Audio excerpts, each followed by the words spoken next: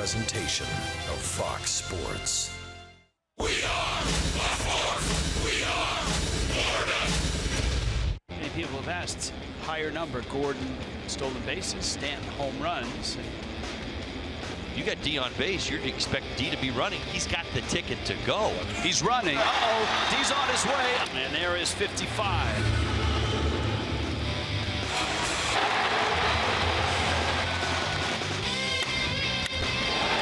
Stanton drives it. Left center field and deep. 55. Home run number 55.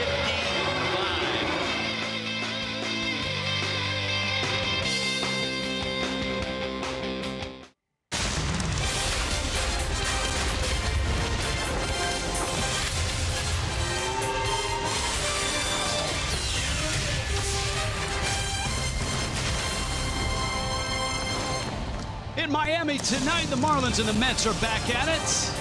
This is game 2 of a 3-game set. Last night, the Fish absolutely came out of their shoes and clobbered the Mets. And of course, Giancarlo hit his 50-50. Gordon stole his 55th. Rich Waltz along with Todd Hollinsworth. We're not wearing red, but I think it was Sammy Hagar that said, I can't drive 55. Well, Stanton's there. And D is there. They make quite a combination. Well, they sure do atop that lineup, and that move to the 2-hole really has, I think, helped both of these players this season. D. Gordon, outstanding. He's really been swinging it. But I really think that we're starting to see what could be the combination of the Stanton and the power and the D and the speed and how that relationship will work. It took them a little while to figure it out, but you're starting to really see it blossom. Let's take a look at these two guys and the numbers that they're compiling. 50-50 teammates. This is only the 3rd time in Major League history it's happened. Albert Bell, Kenny Lofton, Sammy Sosa, and Eric Young. What about 60-60? That would be the first. I think it's absolutely and quite honestly very realistic. Let's remember, there's a trip out west that starts after tomorrow's ball game. You're going to go to Arizona, you're going to go to Colorado, and last I heard, Giancarlo Stanton likes Colorado. Who doesn't, right? I think there's a chance at this. You got D. Gordon. He's running like crazy right now because he's getting on base like crazy. So, listen, I think 60-60 is a very real possibility. And guess what? I think they're motivated to do it.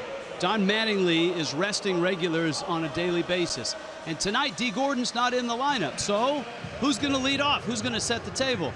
How about a 43-year-old who all of a sudden is swinging it pretty well? Oh, he had a great game last night. Lost in all that offense and obviously everything else that was going on, 55 home runs and everything, was Ichiro. A couple of great catches in center field. How about a base hit to left? Classic Ichiro. How about this one? 93 at the letters. Yes, that's right. Ichiro still turning on high heat. Good to see. He's leading off. I think it's going to be a fun night for Ichiro. Of course, it's a fun night for us as well. Emails and tweets tonight, kids. And it's the Mets and it's the Marlins. Jessica Blaylock will set us up for Twitter Tuesday. Fitty Fitty Club. That's what we got going tonight.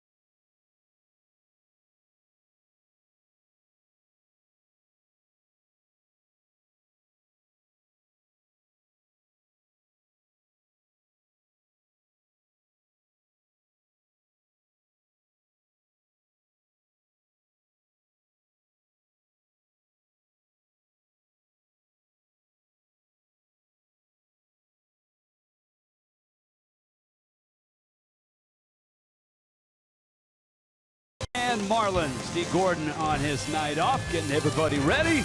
Let's go down to Jessica Blaylock. Jess? Hey, Rich, the Marlins are only the third team in the history of Major League Baseball to have a player who has hit 50-plus home runs and have a player that has stolen 50-plus bases. As of last night, Giancarlo Stanton has 55 homers, and D. Gordon has swiped 55 bags. So tonight's Twitter and Email Tuesday is all about the 50-50 Club. As always, send your tweets to @FoxMarlins. Your emails can go to foxmarlins@gmail.com, and be sure to use that hashtag 50-50 Club. Both Stanton and D's accomplishments this season have been spectacular. It's also been fun to think about who will finish at a higher mark. D. Gordon talked about that last night, and a few more Marlins had a chance to share their opinion on the subject today. Like I told you earlier, man, him hitting 50-something homers this year is already impressive. Like I told you earlier, he's in the money already. It's been quite the 1-2 punch, batting leadoff and then G in the two-hole.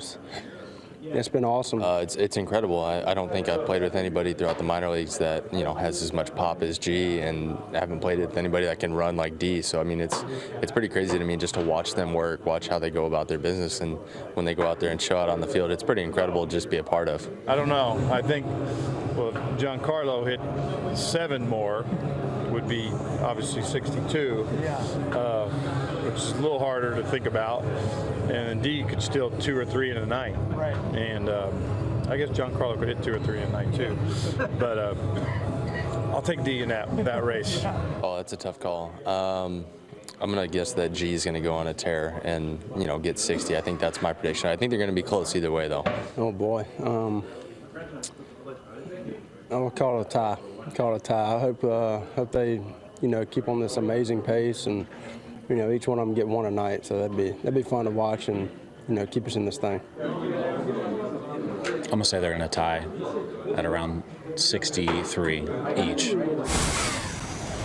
Now, D. Gordon is getting the night off tonight. He was taking some time earlier to sign autographs for fans, but they're both at 55. One thing that may favor Stanton as far as the home runs, the Marlins are heading to some very hitter-friendly parks in their next road trip. When we return, it is first pitch between the Marlins and the Mets. The Fish got a big win last night. They'll be looking to repeat that success tonight.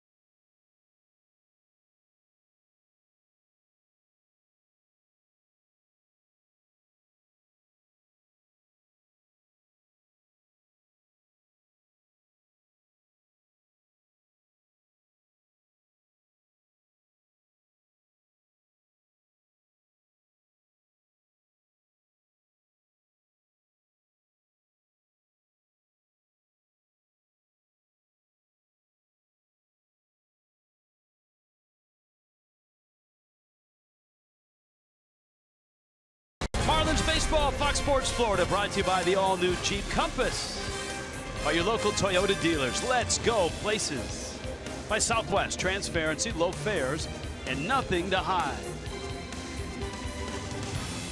Picture day. Everybody all lined up.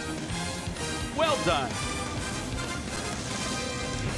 Somewhere in that shot was Odrisamer Despaigne. He goes from picture day to starting pitcher day. And he takes aim at the New York Mets. Marlins big winners last night, 13-1. Mets lineup brought to you by Southwest. Norichike Aoki is in right field. Jose Reyes is at short. As Asdrubal Cabrera at third base. He's having quite a September. Dominic Smith at first. Travis d'Arnaud, the catcher. Brandon Nimmo in left. Juan Lagares out in center. Phillip Evans gets a start at second base. And it's the big right-hander Seth Lugo who hits ninth for the Mets. There he is, Odrisamer Despaigne, making his sixth start of the season for the Marlins. Missed his last start. He was with his wife for their first child. Congratulations to them. All right, still looking for his first Marlins win. 4.35 ERA. His last start, 3 2/3, 4 hits, 5 earned runs, 6 walks. You see the numbers to your right. That's the one thing you got to pay attention to. He does have a tendency at times to walk hitters. More walks than strikeouts. But what does he do well? He keeps the ball in the yard. Guys have had a hard time slugging against him this year. So some hits, but not a lot of extra base hits. Miami has the best fielding percentage in baseball. Their defense has been terrific this year. It sure has. And here's your Marlins defense for tonight's game. Ichiro, Christian Yelich, and Giancarlo Stanton, your outfield. Anderson, Aviles, Dietrich, Justin Bour, JT Realmuto, Christopher Despaigne on the mound. Miami tries to make it 2 in a row. Despaigne to Aoki. Sinking fastball misses down low. Ichiro in center field, and he is leading off. Aoki leading off. 2 Japanese players. Aoki pulls it to first. Captured there by Justin Bour. And he steps on the bag. It doesn't happen very often. Last time it happened was 2011. And it was Ichiro and Kosuke Fukudome, who was then a Cleveland Indian. They both led off that game in September of 2011. Jose Reyes now in the box. Despaigne on 2 pitches gets an out. Reyes last night 0 for 3. It's a fascinating start last night from Dan Straley for sure. 5 innings, 8 strikeouts. The slider was just a wipeout slider, but he threw 110 pitches. He had good bullpen though from McGowan and Vance Worley, who worked 3 innings. He got his 2nd career save. Yeah, how about it? Straley and his numbers. Talked to Dan today. He said very happy with his stuff. He liner to right, and it's deep. And Stanton goes back, and Jose Reyes has blasted one into Miami's bullpen. His 14th of the season. It's been a big part of Reyes' game of late. Last 24 games, now 5 home runs and 15 RBIs this month. My goodness. Swinging the bat. Jumped all over that fastball. See the 2-seamer. Up by the waist. Only the 2nd home run that Despaigne has given up this season. Reyes all over it. 1-0 Mets.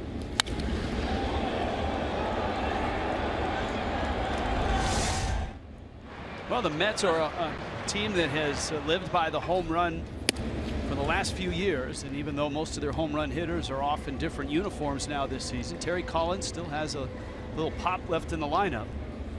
The guy at the plate certainly has that. Asdrubal Cabrera. It's a foul ball. David Rackley, the first base umpire, calling it foul. Cabrera still eyeballing it. He was 0 for 3 last night, but he's followed up what was a career year last year with a 124 games, a solid season this year. Oh, he's cranking it up here in September. 423 batting average. Snapped that 11-game hitting streak, as you mentioned, but great numbers. That's off his foot. And the count 1-2. Despaigne getting the baseball here tonight. In his career, has faced the Mets 4 times, 2 starts. And one of those starts this year.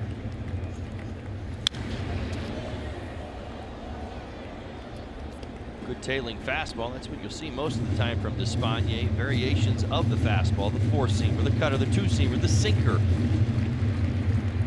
So has a changeup and an occasional curveball. His last start was in Atlanta, and it didn't last all that long. 3 2/3. He did not have great control. He walked 6 in that ball game. Made a relief appearance in Milwaukee. He's had some moments, though. That start against Washington on the 5th of this month was outstanding. And a strikeout there, he gets Cabrera on the swing.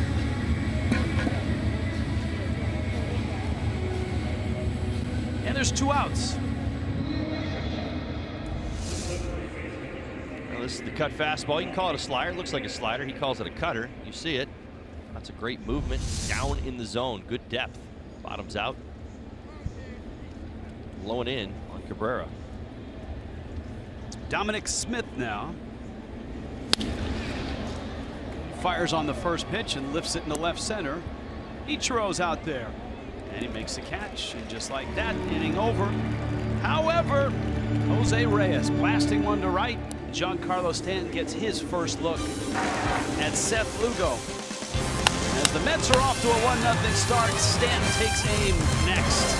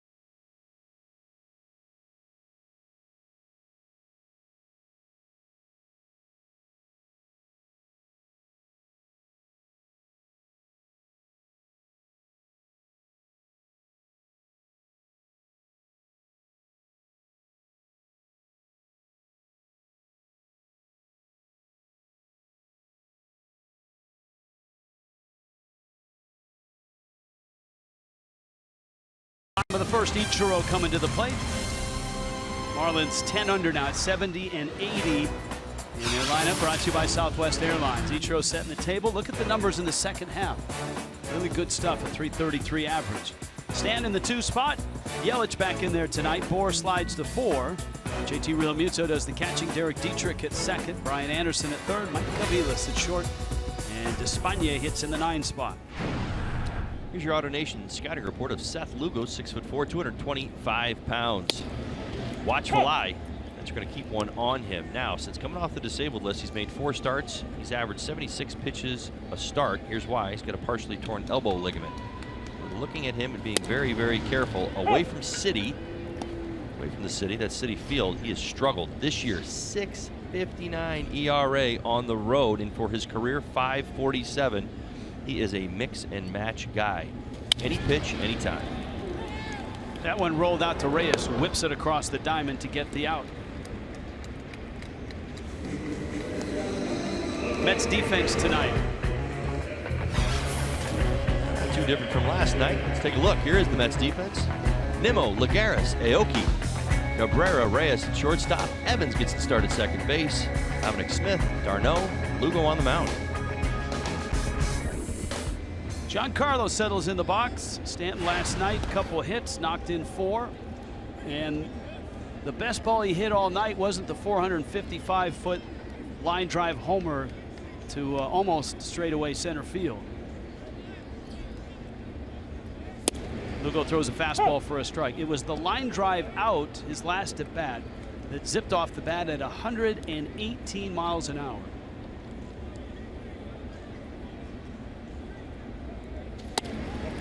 Saw a note in the StatCast era that is the hardest hit out in the air ever recorded. 97 mile an hour fastball is what he hit. 1-1. Check swing, no swing, and the count's 2-1. All right, Giancarlo, this is his 100th game hitting 2 tonight. Let's go look at his stance. The check swing, yeah, it looks like he held up just enough. All right, so let me give you some numbers. 1,069. That's the OPS. 1,069. Good tick right there. 43 home runs, 88 runs scored. He's hitting 287. So he's bringing new meaning to hitting second, isn't he? Enjoys it. Here's the 3-1. And he went after a pitch that was low and in. It looks like he's angry at himself. Well, this is the ball. Two-seamer has a little running action to the inside part of the plate. This is that lane we talk about all the time. Stanton's been so hot in this lane. That pitch was running towards him. Homered against Lugo earlier this year, and he takes a fastball in and walks. Stanton is aboard. And here comes Christian Yelich. It's part of the good discipline Stanton was showing. He started to really heat up. He was laying off some tough pitches, tough pitchers' pitches, and taking his walks. Yelich had the night off last night. Don Mattingly has said that he is going to give regulars a night off here or there. Tonight, Marcell Ozuna and D. Gordon get the night off. The breaking ball misses in. Yelich last night, and he probably needed it. Yelich scuffling a bit, 2 for his last 21. Not something we've seen from him this year. He's been extremely consistent from day one to here. 886 OPS in the second half to go along with the 293 batting average. You're right. It's certainly slowed down a little bit on that road trip, but solid numbers here in the second half.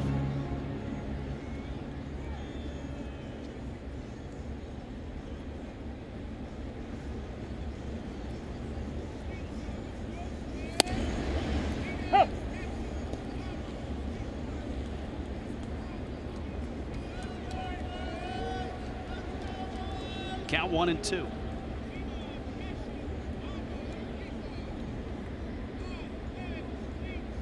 Stand at first. And Yelich takes a high fastball from Lugo. Yelich has homered against Seth Lugo.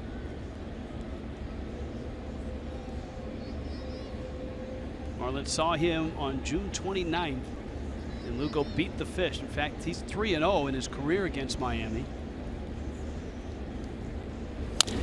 Yelich pulls a ground ball. Smith picks it. Reyes turns it. And safe at first with Yelich getting up the line. Certainly the Mets will look at that on a bang-bang turn by Jose Reyes.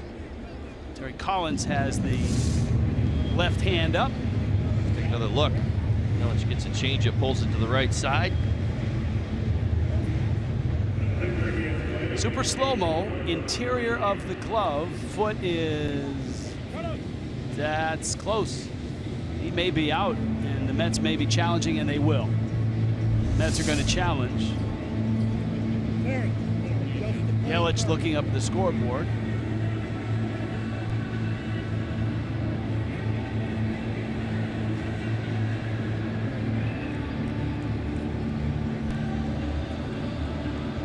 Is there enough to overturn it? Well, that's the key. Original call holds so much weight. You have to be conclusive to overturn. Watch what slow motion does. Watch the ball in his glove. It's going to rattle around just a little bit. Watch, it's going to reappear. There it is. See, look at that. Once it enters the interior. No, of the yeah, glove. right. I'm not trying to steer anybody down that path. I just thought it was interesting to see, even in slow motion, you can see how a ball caught in a big leaguer's glove even is still moving. We have a verdict. He's out. There you go. And so the Mets challenge. They get that double play. Seth Lugo unscathed through the first inning. The call is overturned. Mets keep that challenge, and we step aside. A Jose Reyes homer, the only run so far.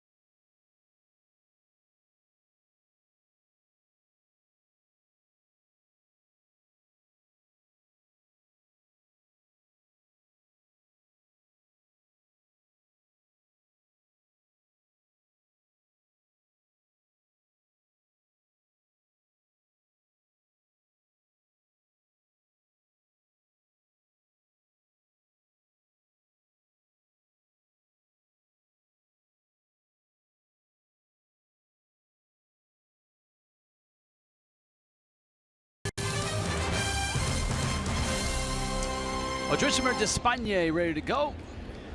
Despaigne here in the second. Travis d'Arnaud takes a breaking ball. Brandon Nimmo and Juan Legatus for the Mets. Mets sit at 65 and 85. d'Arnaud in last night's ball game was 0 for 2. It's pretty surprising considering his success here at Marlins Park. 18 career games, 375 batting average, 3 homers, 11 RBIs. He likes to hit here.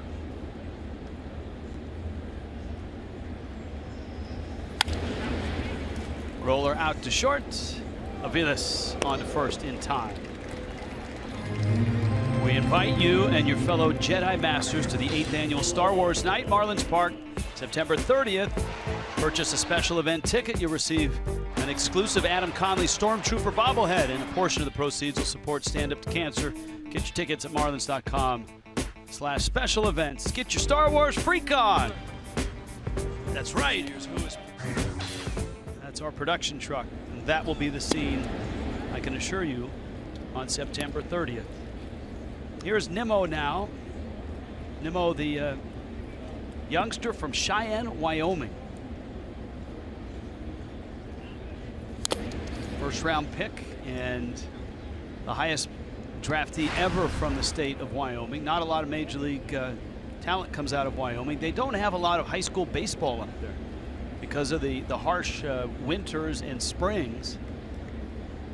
All the baseball is kind of either club team or American Legion in the summer. Not a lot of it in the high schools. And the count 2-1. Now, you lived in Montana as a teenager for a year. Mm-hmm. Club baseball, in fact, yeah, wasn't part of the school system.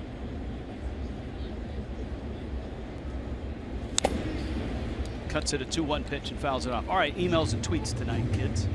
There's a Nimmo and his particulars. High on base guy. Yeah, very keen eye. Good solid hitter as well. Gets on at a very good clip. 413 on base percentage over the last month.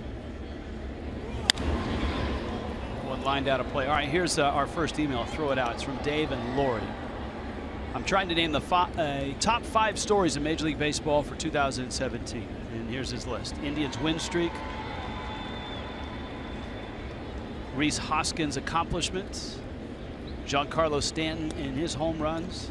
Division lead by Nats, Indians, and Astros. And the number of home runs hit in the game. What you got? I agree with most of that, although I think there's one key ingredient for me that he has forgotten. Bouncer over the middle. Aviles on to first. I think even he would agree with me on this one. There's no mention of the Dodgers. Whether it's the Dodgers winning streak or the Dodgers losing streak that followed the winning streak, I think has to be in there somewhere. All right. I'm with you on that. But I like, obviously, you got Stanton in there. The Indians win streak is there. We've had a ringside seat at the Rhys Hoskins show. The Marlins played him a lot, and he hurt them a lot.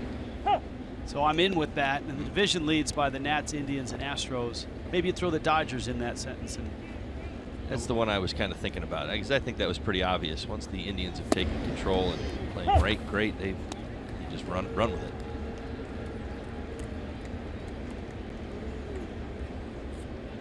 Despaigne with a count 0-2 on Mets center fielder Juan Legatus. And Legatus chases. There was a time probably 2-3 years ago where people thought Juan Legatus was going to be the Mets center fielder for a while. There's no doubt about that. Certainly was compensated with that in mind.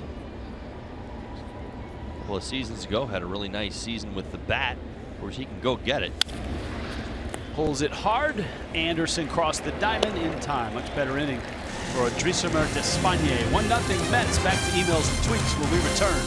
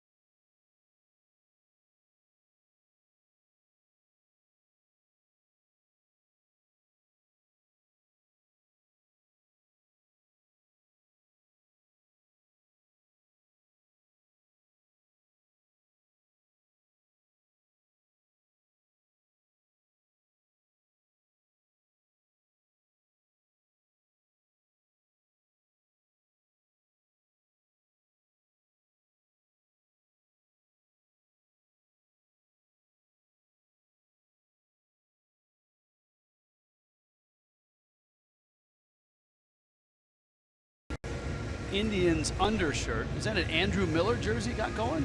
There's Jason Kipnis next to him. Center fielder Jason Kipnis. Got him taking fly balls in center field right now. Justin Bour climbs in. And Seth Lugo. This is outside with the fastball. The dynamics of the offense have shifted personnel-wise. D. Gordon a night off, and Marcell Ozuna a night off. Bour is in the 4 spot. Ichiro is leading off. Why not? The at-bats just seem to get better each passing game for Bour. OPS up to 910 now, 2 for 4 last night. Double RBI.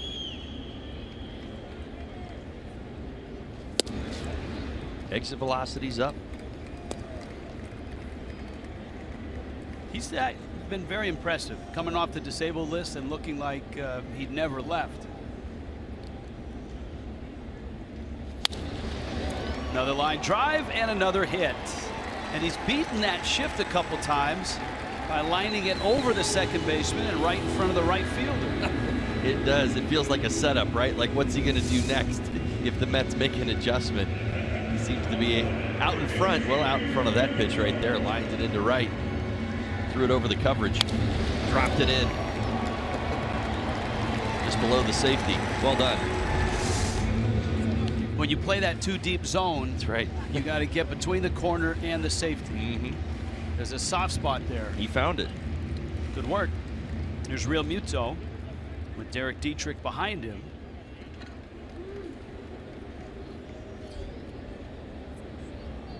JT last night got the night off from behind the plate.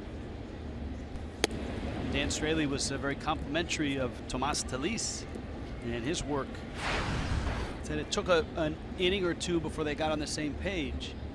But you're right, all the work that Talis has done on the side and in the bullpens paid off. He looked sharp last night. Sure did. Real Muto scorches it just foul. Boy, JT really turned on that ball.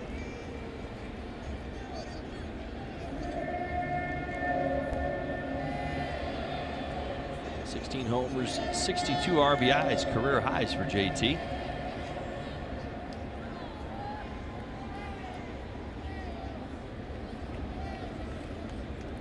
Tonight is a record-setting night in all probability in Major League Baseball. A chance to break the all-time season home run mark as a league, I guess, in Major League Baseball. 5,693. It was set 2010. That one flipped up into the seats. And I just saw a note where right now we're 15 home runs away from that. All the games, night games tonight. So no day games today. Everybody's now just kicking off here on the East Coast. But Rich, there's still a week and a half to go. Yes. They're not gonna squash this record. They're gonna obliterate it. I mean, it's just gonna get blown out of the water. Question is, how many do they end up beating it by? 50, 100? There's a good email question on that.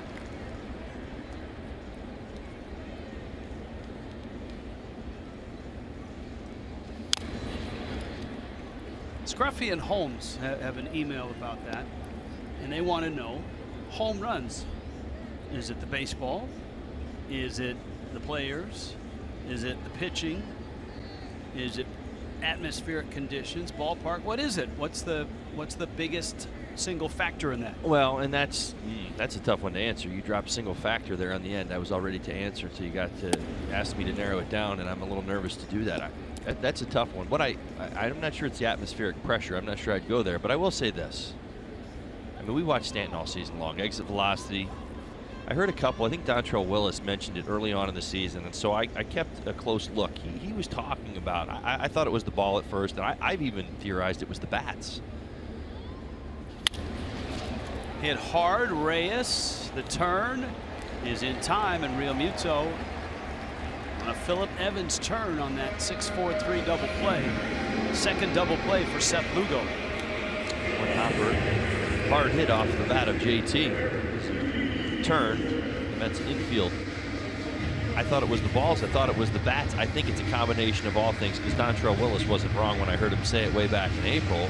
There's been an awful lot of pitching at the top of the zone. I'll tell you what, I know this as a former hitter. If you level off at the top of the zone, you're going to drive balls, you're going to hit for extra base hits, and you're going to hit your homers.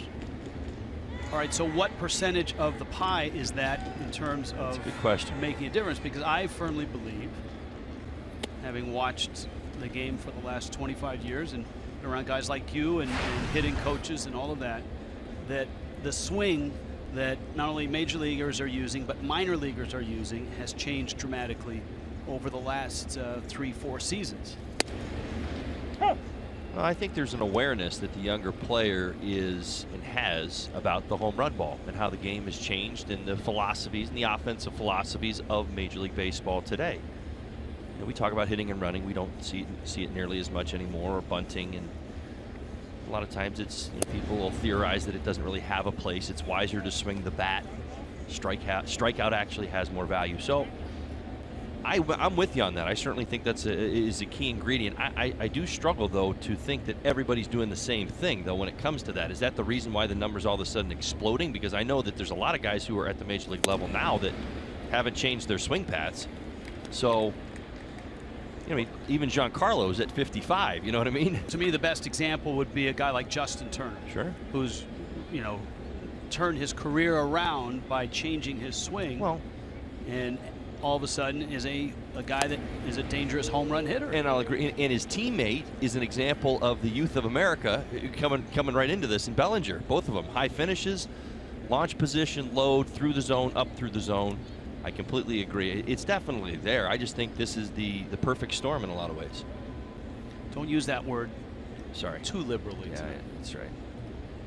It's still a soft spot. There's that 3-2. Breaking ball, and Dietrich fouls it into the seats. Full count, 2 outs, bottom 2. Rich Waltz, Todd Hollinsworth, Cheska Blaylock is with us tonight. Greg Minervini as well. Jeff Nelson joins for Marlins Live post game. That's our hashtag Fitty Fitty Club. Marlins have 2 guys at 55. Stanton with homers and D with stolen bases.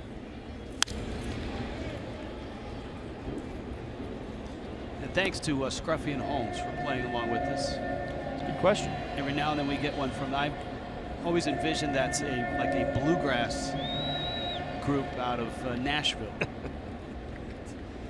Appearing tonight, Scruffy and Holmes at the Grand Ole Opry. Long at bat for Dietrich. And he punches one down the line. That's a fair ball, and into the corner it goes. Dietrich is racing for second. Aoki in the corner. Dietrich will hold there.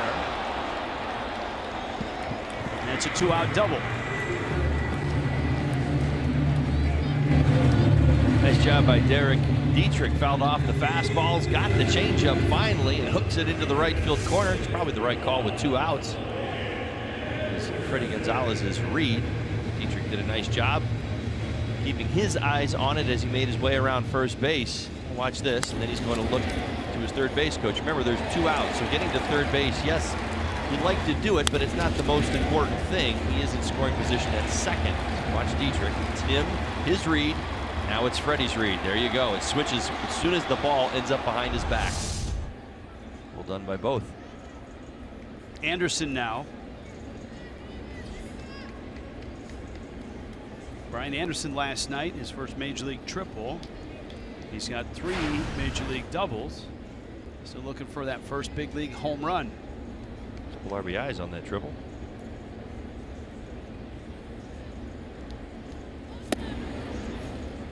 Goes after the Lugo breaking ball, and it's 0-1. And watch this tonight. It'll be interesting to see. Harvey went at Anderson last night with an awful lot of sliders, and there was a lot of that going on, a little back and forth. Triple came a little bit later in the game against the bullpen. Be curious to see if Lugo doesn't try the same approach.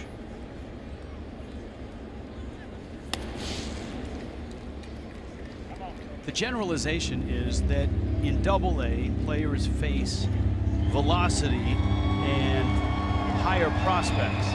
That in Triple-A, they see more nuance, more off-speed stuff, a little more nibbling, a little more craftsmanship out of pitchers. You buy that? And then you get here and you see it all over and over and over again. Right, you get the combination here. That's correct. That's right. I mean, there is I used to see it this way. It's kind of like a blessing and a curse at the same time. You know what you're going to get almost every day once you've established yourself at the major league level. But of course, there's going to be some guys who have your number. I mean, that's part of it. And you're like, I got to figure out how to get this guy.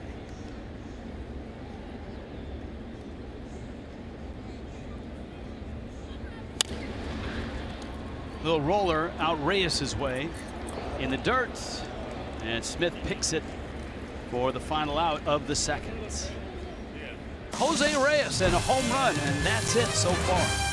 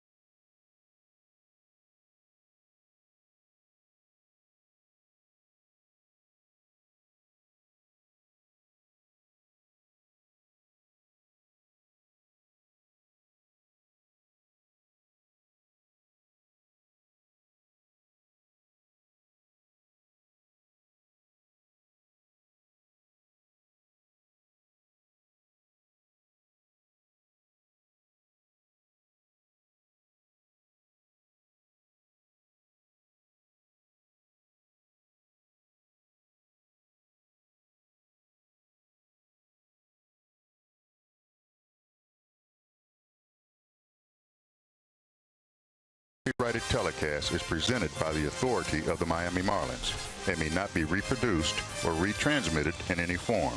And the accounts and the descriptions of this game may not be disseminated without the express written consent of the Miami Marlins.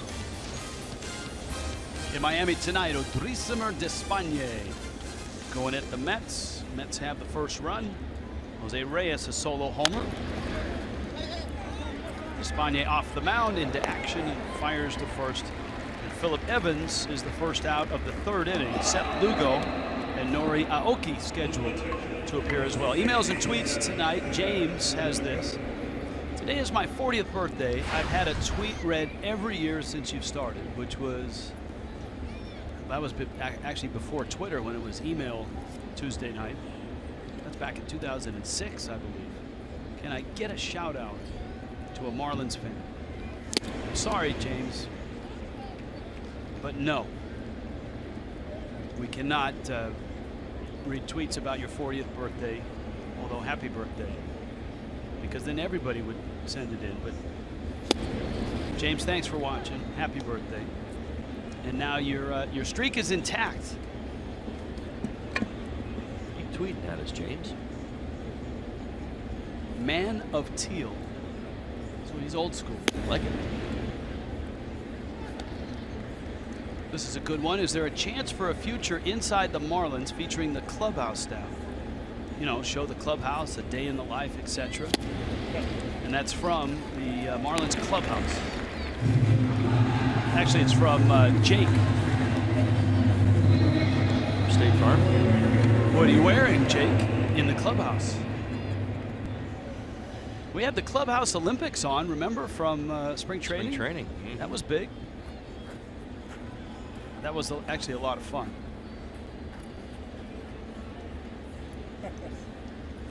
Well, you talk about double duty. Marlins got in late on Sunday night after that long, what was it, 12, 13 days out in clubhouse, was full speed ahead. They had to get the gear in, had to wash stuff. So their week started when the Marlins arrived in on Sunday night about 10:30. And let me add this. They did a fantastic job. Remember, it wasn't us stepping off the planes. It was all of us and our families. Lots of young kids, late at night, 11 o'clock. They were absolutely cooperative, fast, and got everybody their bags in about 10 minutes. I think that was a foul ball. Stu Surewater said, foul ball, watch this. Knob of the bat right into Real Muto's glove. Aoki takes out. And the count 2-1.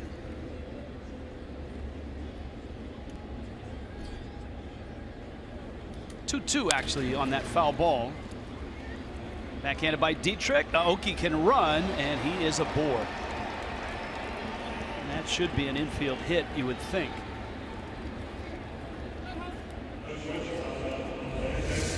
It is going to be a hit. Another ground ball for Despaigne. He has gotten in a nice rhythm here the first time through the lineup. Keeping the ball on the ground. This one perfectly placed up the middle. Dietrich everything he can. Get it across. Aoki still gets down the line pretty well. He's now reached in 20 consecutive ball games. Datey Dog is 20th. And those are all the games he's played for the Mets. Yep. We told you Aoki started in Houston, was traded to Toronto, and the Mets signed him after he was released in late August. Reyes again. This one is into right field. Stan approaches, has it. He'll keep Reyes to the single with a strong throw, and Aoki ends up at third base. 2 for 2 is Reyes tonight. Reyes has got his pull swing on. Back-to-back pitches to Reyes. We're going to get ripped into right. This one a little bit farther down on the bat. Still a pretty good swing. First time a homer, now a base hit. 2 outs is Drupal Cabrera coming up. Cabrera, a strikeout victim his first time.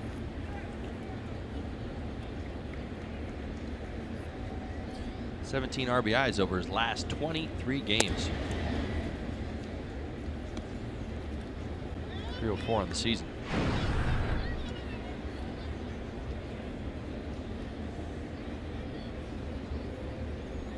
Here's your GMC showdown tomorrow night. Actually, tomorrow afternoon, 12:30. Now, it would really be a showdown if it were high noon, right? I think so. We may be faced with that. You have to bring your 6-shooters, I believe. When we get to Arizona, that's often good call. Often involved in a lot of the video preparation for the game. The old West. OK Corral type stuff. Jose Arena going for the fish. Rafael Montero with an ERA in the 5s for the Mets. And that's been the big problem for the Mets in September. Their team ERA 6.72. Cabrera steps off. If it stays there or goes any higher, it would be the single worst month in Mets history. That's amazing considering that awful season, their inaugural season. Yes. Catches your attention. Offense has been better, but the pitching has not.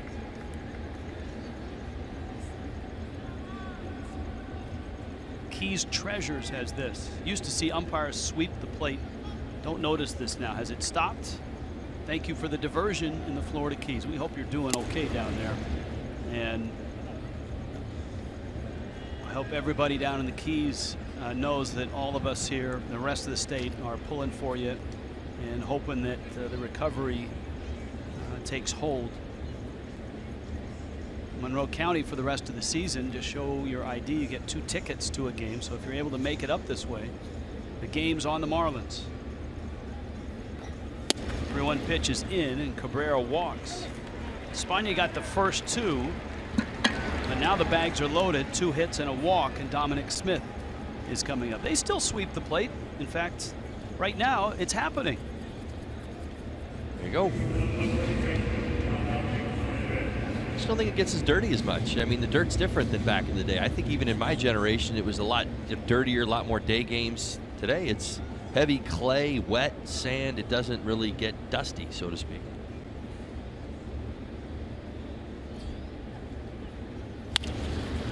Bouncer, Bohr has it, and Despaigne leaves the bags loaded. Nice escape there. Bottom three coming up, 1-0 Mets.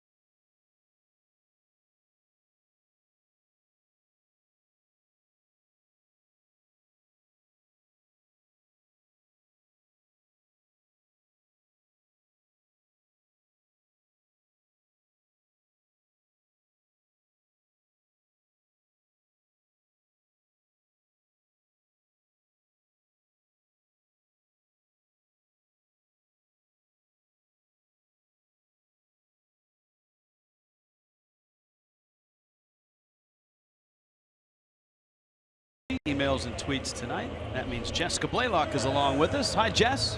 Hey, Rich. Giancarlo Stanton with 55 home runs on the season. D. Gordon with 55 stolen bases. Who will finish the year at a higher mark? We want to know what you think. Go to @FoxMarlins and cast your vote in our Twitter poll. We will have the results for you in our Marlins Live postgame show. And hey, by the way, Rich, I want to throw in a suggestion for a big story in Major League Baseball this season. How about Adrian Beltre getting to 3,000 hits? Ah, very good. How about Adrian Beltre getting tossed out of the game for moving the on-deck circle the night we were in Texas? That was a phenomenal moment, in my opinion. Maybe it doesn't make the list, but it was kind of funny, wasn't it? It really was.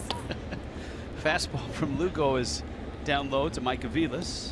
Madrismer, Despaigne, and Ichiro will follow, and if anybody reaches, a Giancarlo Stanton at bat awaits. That's if the Marlins can stay out of the double play ball. They've hit into 2 already, and that has rained all over their first and their second inning efforts. That's a liner that hangs up, and Lagares, who plays a shallow center field, is there to make the catch. A well-struck ball off the bat of Aviles. We have a couple of emails about Christian Yelich bobblehead night. Remember, that was supposed to be during the Milwaukee series, October 1st on Sunday, when the Marlins end the season against the Atlanta Braves. That is the Yelich bobblehead day now. So October 1st, that's a Sunday, 1 o'clock start against the Braves. That is the Yelich bobblehead day. Emails from Jason and Alan.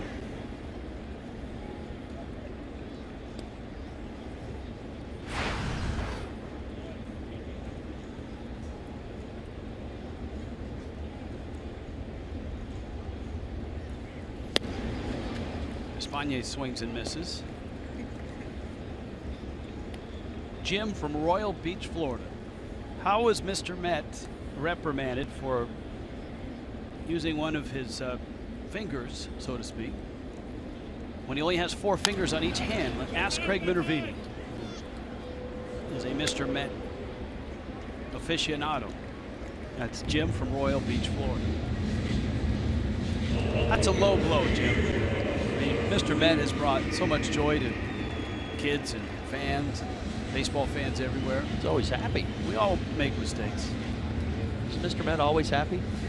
Apparently not then, but well, he's got a perma smile. Yes, yes, he does. So, like, even when he's sad, he's really happy.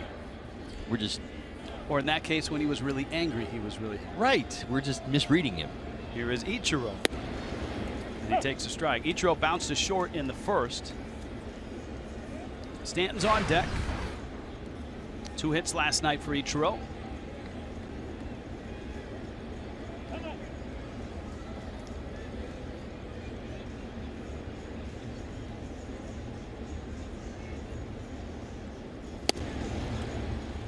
Fastball from Lugo is in. Lugo's a big guy, 6'4", 225, Shreveport, Louisiana, Centenary College.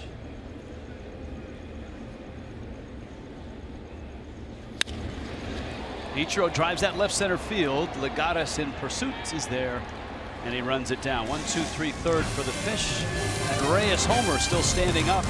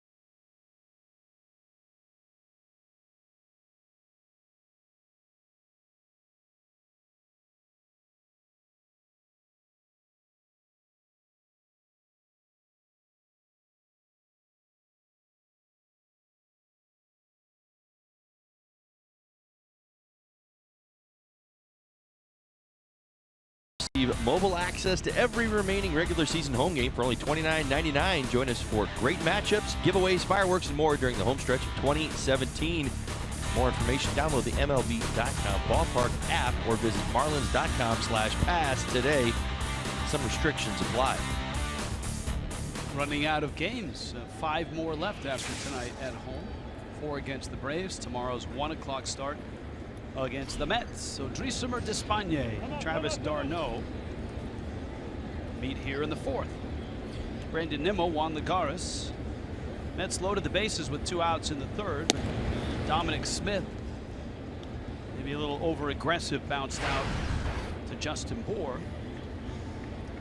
d'Arnaud bounced to short his first time up. Ann wants to know, sunburn.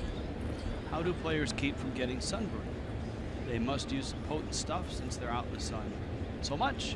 Major League Baseball, for not only all their players but also all the employees and broadcasters and such, have at least once a year in season and another time during spring training screenings.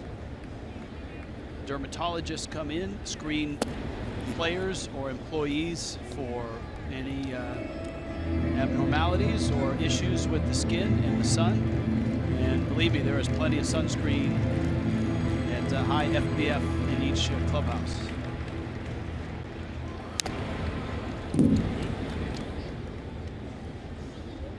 Two balls, 2 strikes.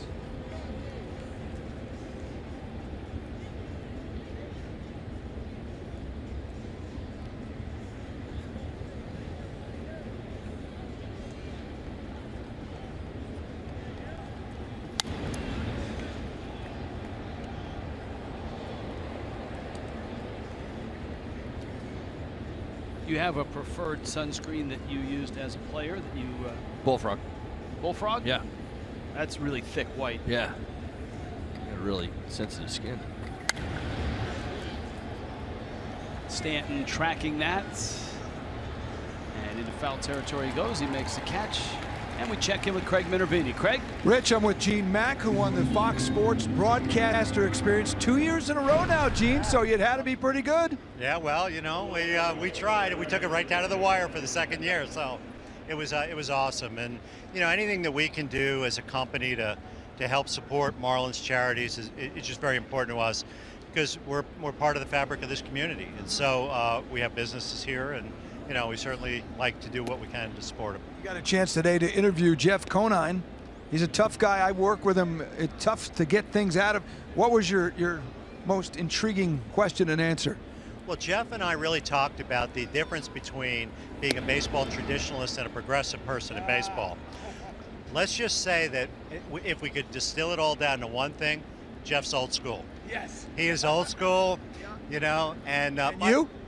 I am an old school guy. I think you still should pitch 4 pitches out of the strike zone for an intentional walk, and I think the pitcher should be allowed to pitch inside. I mean, that's just kind of where I'm at. Can you flip the bat after a homer? If you want to get hit the next time up, you can. Old school. Right, exactly. So that's always the way it was. What'd you like, Gene, about the broadcaster experience? What are some of the things you've been doing? Well, first of all, the people here in the Marlins organization that have worked with us are spectacular. Everybody's been very accommodating. Everybody's been very friendly. You know, we went down to the Fox truck, and there's 17 people crammed into this little space, and they all seem to be interacting very well together. And really, what time was that? Well, it was early. Oh, okay. Well, it's early, but I mean, you know, the average fan doesn't get to see what really goes behind the scenes and really make the broadcast. So I thought it was spectacular. Well, it's good to have you. This is 2 years in a row, too, so yes, really neat of you to get involved and put the money behind your business. I know you're helping out hurricane victims now with your business, which is a big issue, obviously, around town and around the world right now. Yeah, it is. You know, being in the building materials business across the United States and globally, you know, there's times like this where companies like us have to step up and help people rebuild their lives. So thanks a lot, Gene. You're very welcome. All right, guys, back to you. Gene Mack, thanks again for bidding in the Fox Sports Fantasy Auction this year, winning the broadcaster experience. Hey, Craig, don't you think the experience should have included the monkey and a pie with him and Conine? Oh, we didn't think of that. We should have had the monkey come out and pie you. Absolutely. Maybe next to really year. finish it off. Next year. We could have done without that. That's okay. I'm glad. You know, we didn't take Billy's scooter, and we didn't want any monkeys doing anything. That's good. All right, guys, thank you. And thanks for the donation. It was a terrific event, and it's fun to give a fan like that the access into our truck. He's coming up to the booth in the 5th inning. He'll get a chance to see how unorganized we are. Dietrich backhands, and from the outfield, Grass throws him out. Giancarlo Stanton is coming up, sitting on 55. Miami's down 1-0 to the Mets tonight.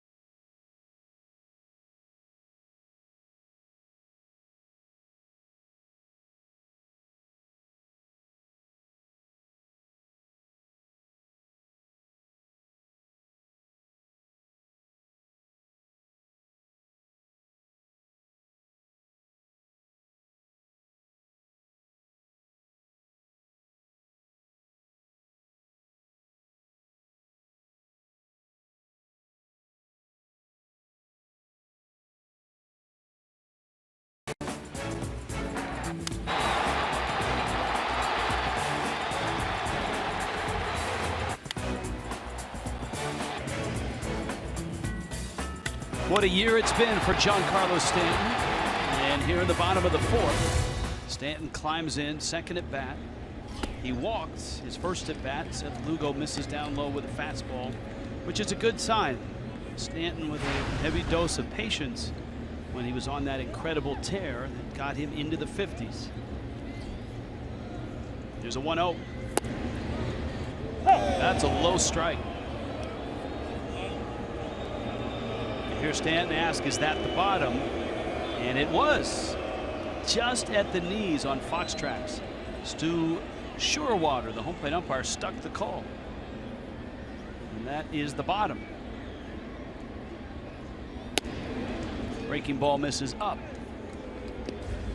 The bottom does two things. It gives Stanton an idea if that is the bottom, and it also lets the umpire know that he felt it was low in a very polite way. Right. That's everybody on point.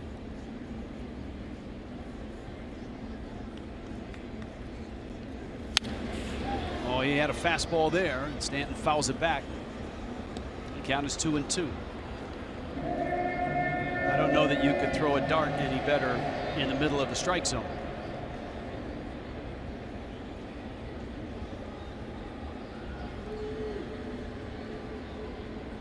Two coming. And he got him a running fastball down and in, and Stanton strikes out. Lugo was convinced he could use that two-seamer in there after trying to go away. We talked about the fastball down the middle, right back to the two-seamer. Remember the end of his first at bat? He swung at one and he laid off one, drew the walk. That right there, the pitch he laid off, didn't lay off this time.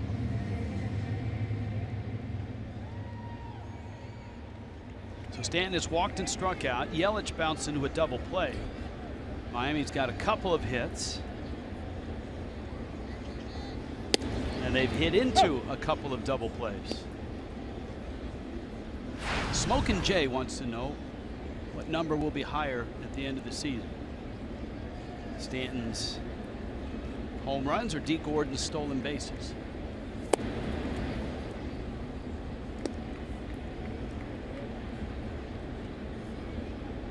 I'm going with D. Vote at Fox Marlins. You're going with Stanton home runs, D stolen bases. I'm going with D.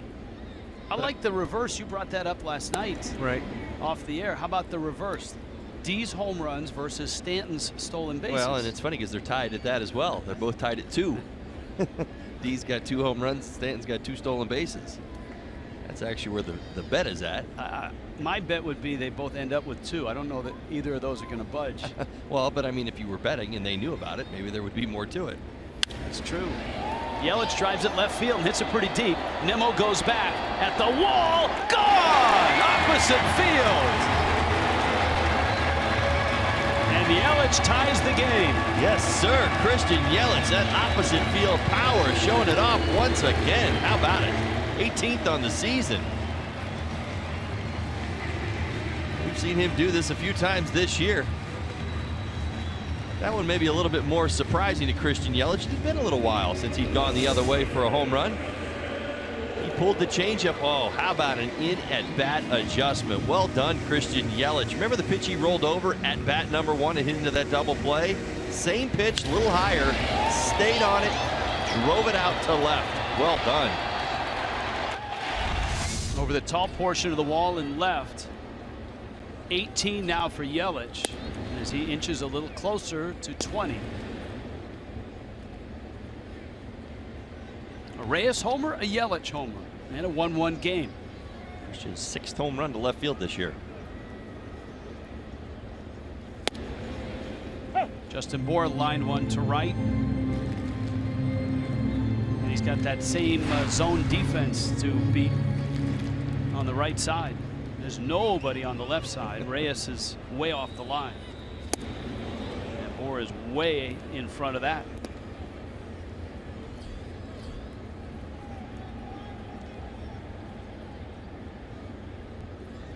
It's your in-game box score. There's that zone defense on the right. Even Alfonso Marquez, the umpire, is involved in that one. He's got a wide receiver open to the left.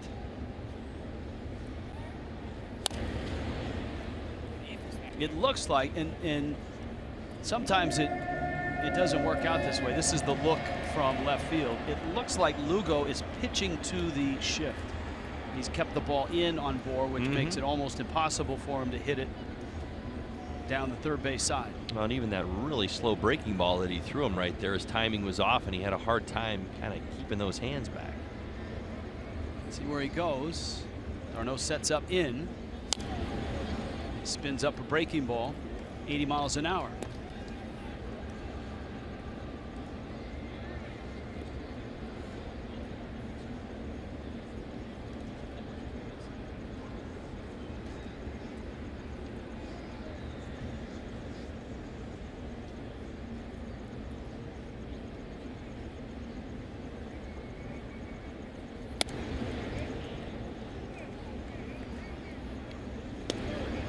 Two balls, two strikes.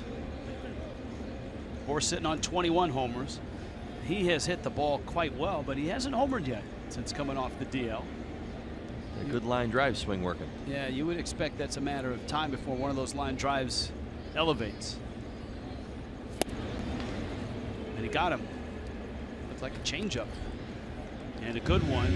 Second strikeout for Lugo. Tomorrow, 12:30 for Marlins Live. Craig Minervini and Jeff Nelson. Afternoon baseball in Miami. Jose Urena, Rafael Montero.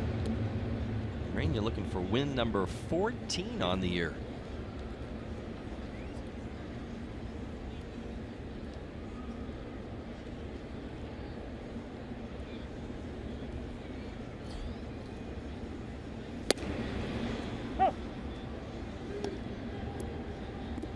Realmuto takes a strike. JT bounced into a double play. Just missed a double on a line drive that landed outside the line down the left field line. That was in the second.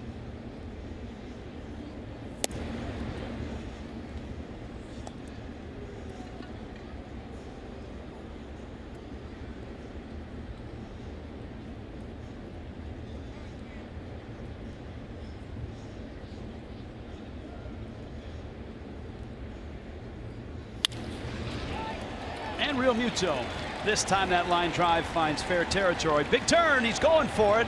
And he is in there. With 2 outs, why not take a gamble? Realmuto never hesitated, and Nimmo's throw was a good one. But he just got the hand under the tag. That's thinking about a double out of the box, and that's why he is safe at second base. He spared no steps. He wasted no time. Nimmo not the strongest. It's on line, but again, a little bit more urgency. That's why you got to bust it out there. That's the responsibility of the outfielder. You certainly don't want to see this happen, but credit where credit is due. Realmuto got after it, got himself into scoring position. That's a great gamble to take. Here's Dietrich. He doubles down the right field line, takes outside.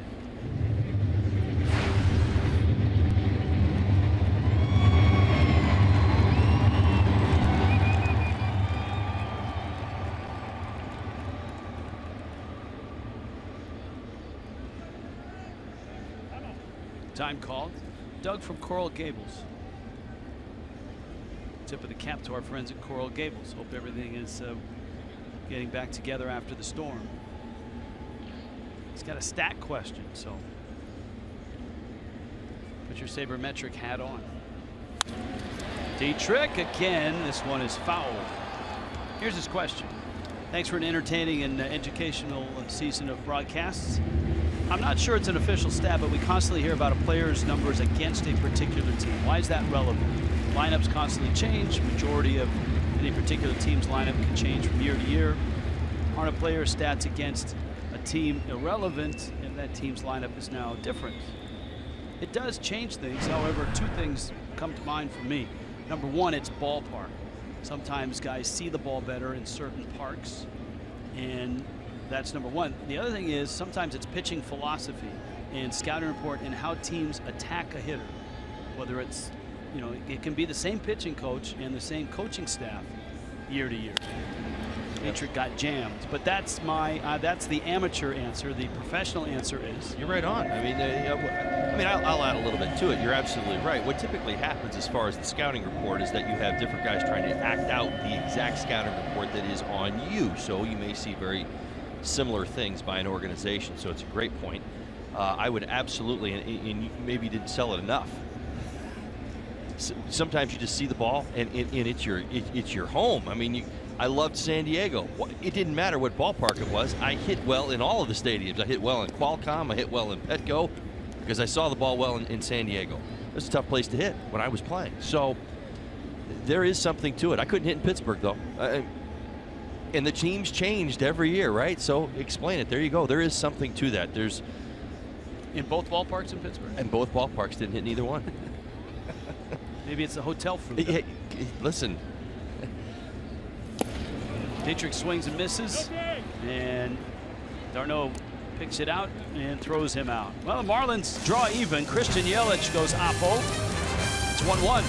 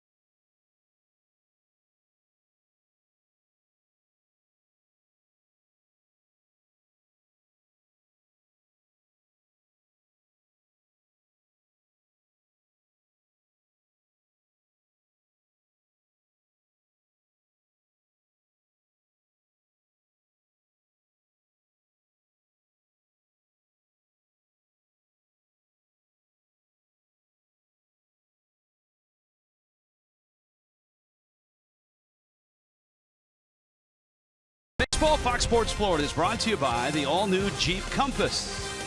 By Hankook Tires, chase down your passion, never halfway. And by your South Florida Chevy dealers.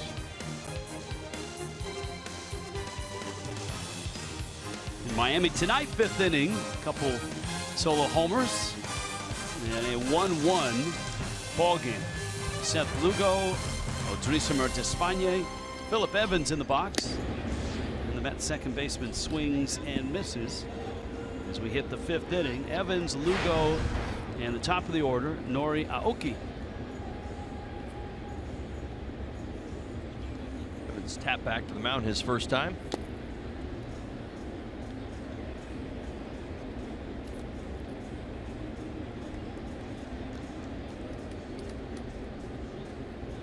Philip Evans is not related to former Met Nick Evans.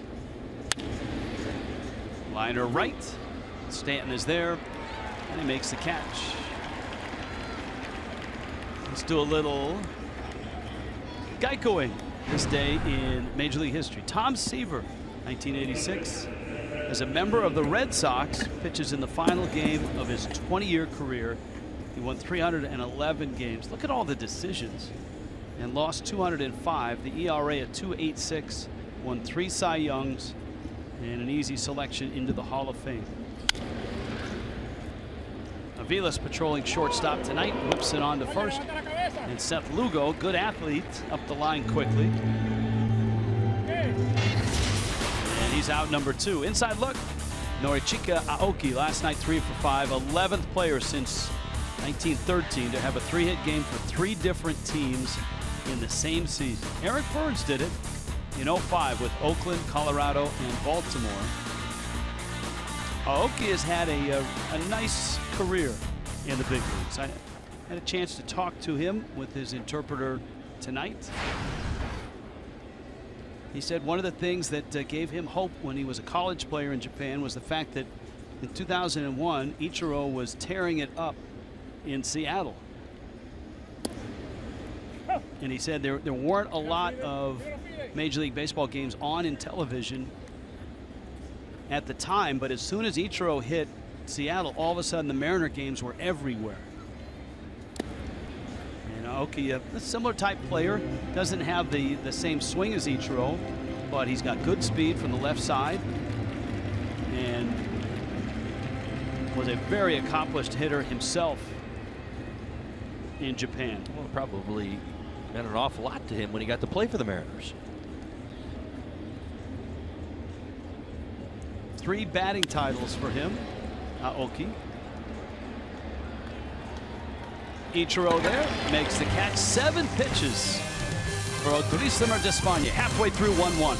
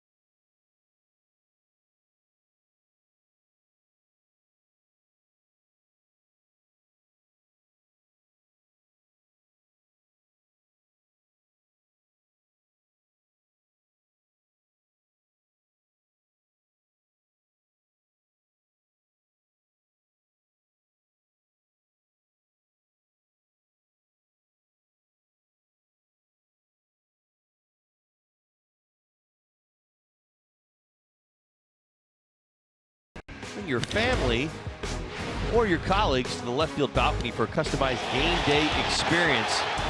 Every time a Marlins hits a home run into the balcony, your group gets a round of drinks on the house. Lock in these exclusive experiences today at marlins.com/balcony.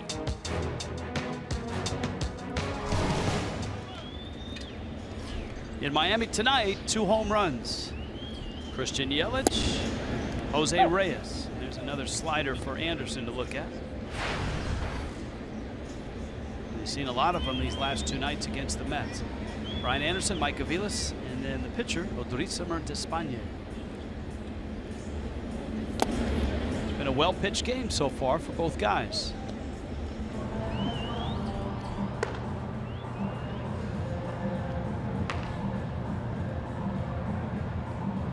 Josh Smoker in the Mets bullpen.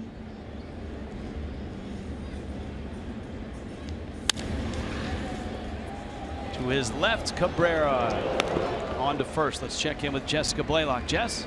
Hey, Rich, I've been keeping an eye on our Twitter poll for tonight. We've been asking Marlins fans, which number do you think will be higher by the end of the season? Stanton home runs, D stolen bases, or will the year end in a tie? Right now, Stanton and the home runs with a commanding 50% in the lead on the vote. D Gordon with 29%, and 21% of people think it's actually going to be a tie. It's going to be a lot of fun to see how this plays out through the remainder of the year. All right, thank you, Jess. Now, look, degree of difficulty to me is squarely on Stanton's side here, because if D gets on, he can run. Stanton is somewhat at the mercy of the pitches he sees. Plus, hitting a home run's Not that stealing a base is easy, but hitting a home run is, I think we would all agree, is a little harder to do.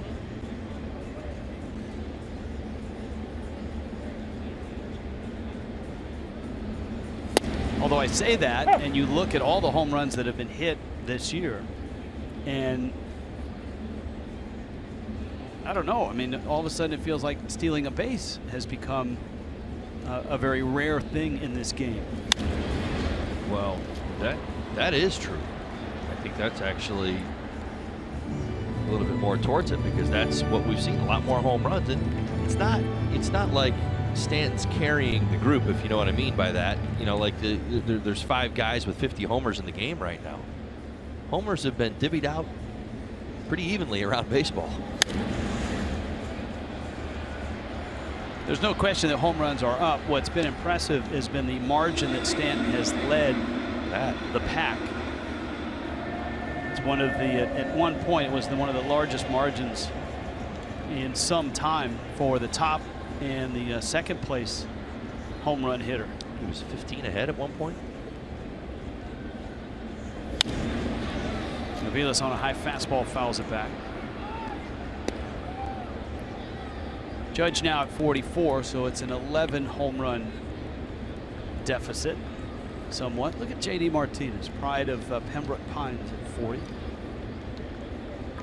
Chris Davis at 39.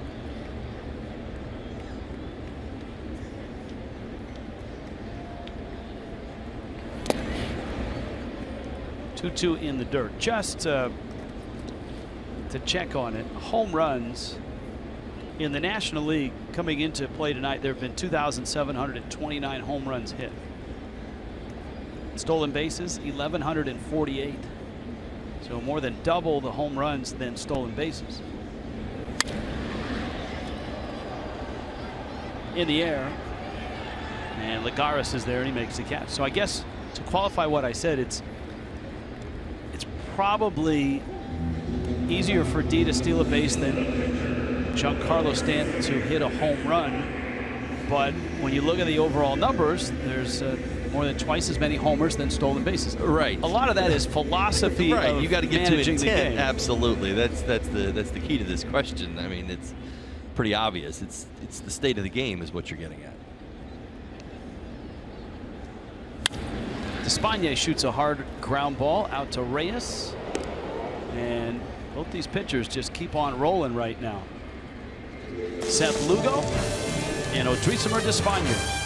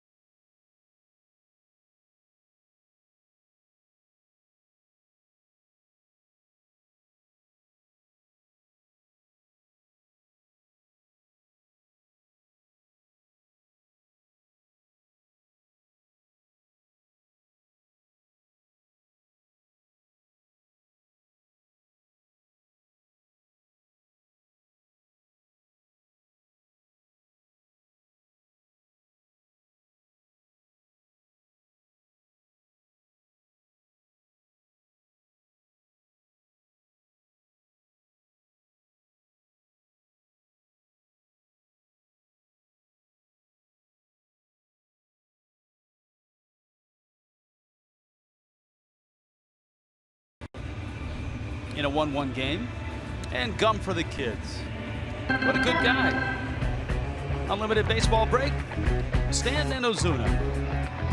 Last night homered in the same game for the 12th time this season. It's a new club record. It leads all of baseball, and it breaks the old record. Miggy and Alex Gonzalez did it in 04, 11 times together.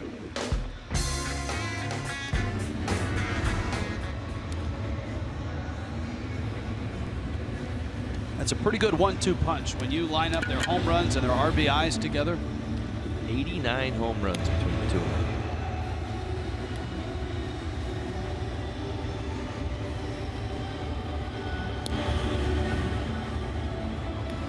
There's your comparison with Lugo 83 pitches in, Despaigne just 65. And this game sails on into the 6th inning. And it's Jose Reyes who was homered and singled. And his home run back in the 1st. Miami drew even on the Yelich homer in the 4th.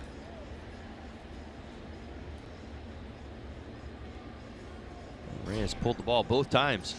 See how Despaigne goes after him. Change up, 78 miles an hour.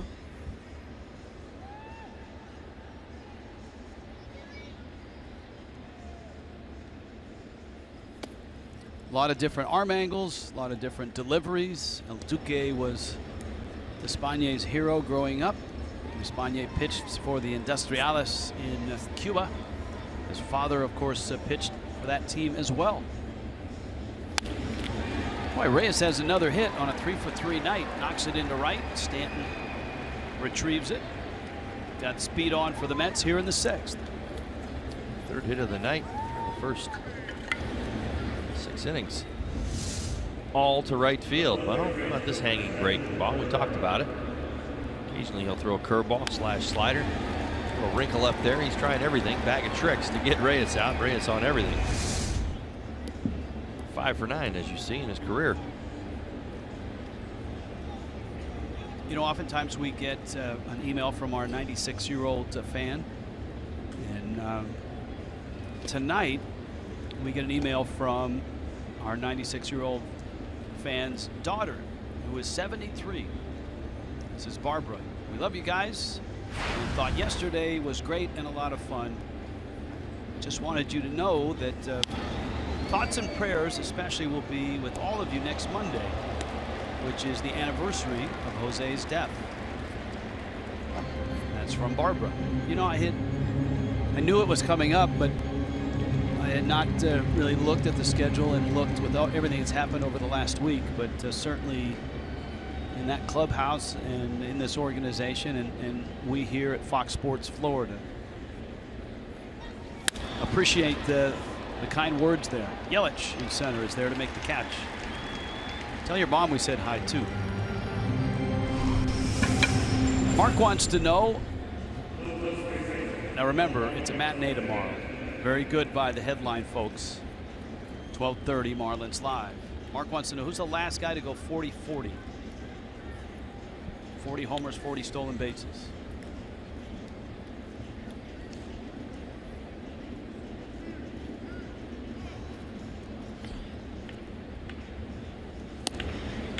Alfonso Soriano, that's the crack staff's guess at that. John Chimchuk is our baseball historian. Jose Canseco is another good guess, but my guess would be that Soriano did it at a later date than Canseco. He certainly played after Canseco was done. Yeah, Soriano's the answer.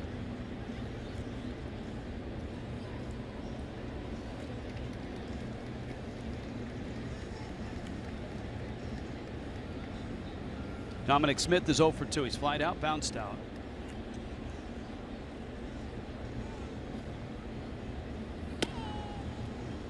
And a fastball is up.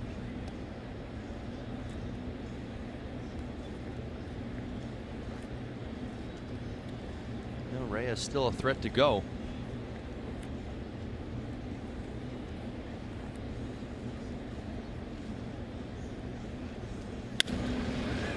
To left, Ichiro peels back and makes the catch. Got some good emails tonight. Jim from Tallahassee wants to know how much time would be saved if hitters were only allowed to loosen and refasten their batting gloves once and at bat. What do you think of that rule, Todd Hollinsworth? And not everybody does that, but there are some players that after every swing are fidgeting and refastening those batting gloves. Yeah, no, it's you're not going to get that one through.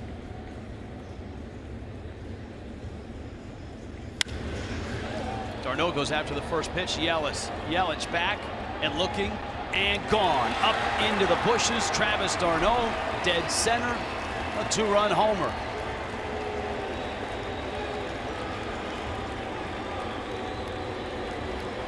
And a 3-1 Mets lead. I mentioned earlier in the ball game how much d'Arnaud loves to hit here at Marlins Park. Quiet in the series to this point. All right, two-seamer up. Look at that, just below the letters. See how he stays on his backside, drives it out to center.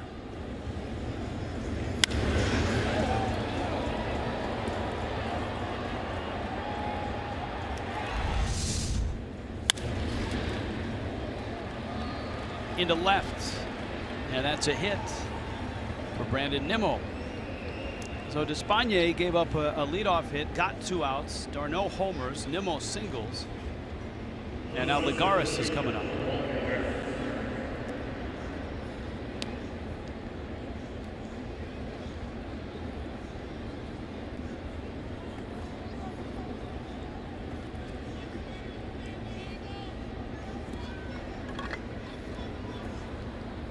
Juan Nieves on the phone to the bullpen. And Despaigne misses outside.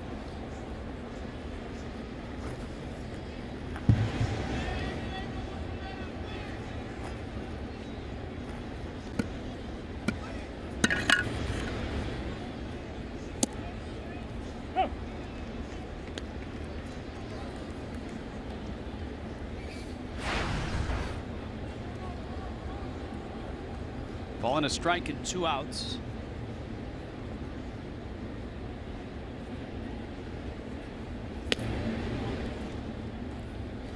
If you're just stopping by this ball game, the Mets have hit 2 homers, the Marlins 1. Jose Reyes a solo shot in the first. Travis d'Arnaud a 2-run shot here. Christian Yelich homered opposite field for Miami's run. Giancarlo Stanton is 0 for 1, a walk and a strikeout. He is due up in the bottom of the 6th. He'll hit second behind Ichiro. Drew Steckenrider, Miami's bullpen.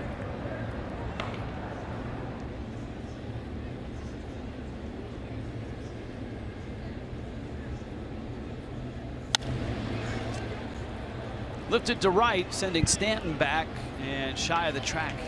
He makes the catch. Nice transition. Giancarlo's coming up. Miami down here, 3-1.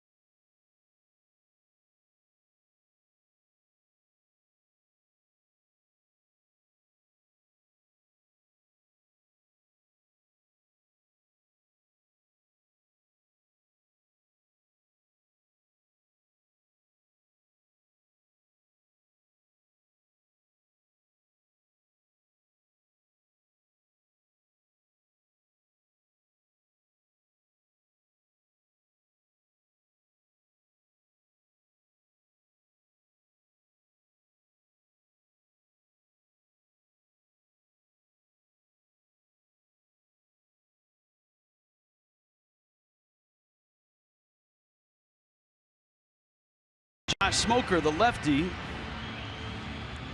Mets have taken a 3-1 lead on the Travis d'Arnaud 2-run homer. 0 for 2, hasn't seen him a whole lot. Ichiro, Stanton, and Yelich. Smoker will start the inning. And He takes over for Seth Lugo. Lugo went 5 nice innings, allowed just a run. Emails and tweets tonight. This is from Eric in Boca. Love the show. Do you guys gain weight on the road?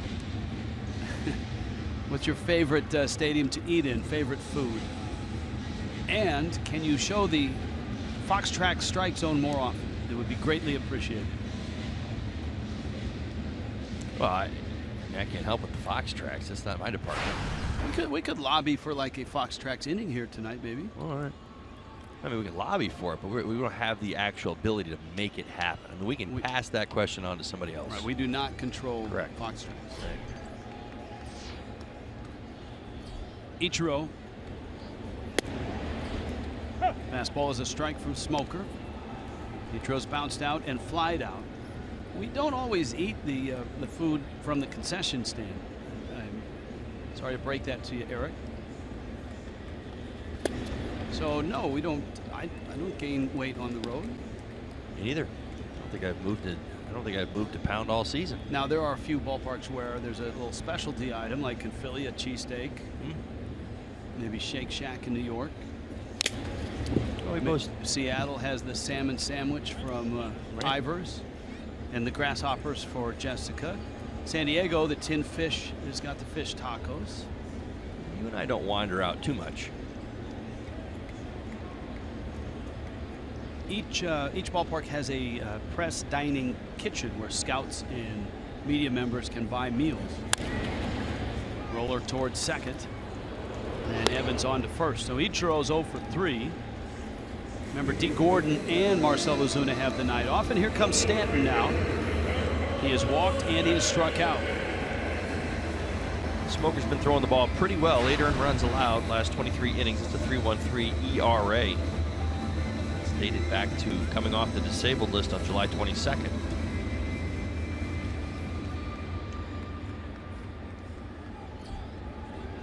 Giancarlo's sitting on 55. And he chases a changeup that died in the dirt, and it's 0-1. Smoker really turns that changeup over, has a lot of movement towards home plate. Really concentrate on picking it up. He also pairs that with a pretty good fastball.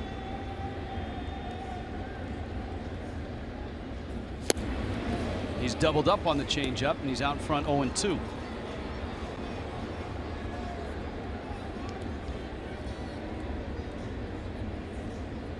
.117 runs driven in. He's 4 shy of the team record. Preston Wilson 121 back in 2000.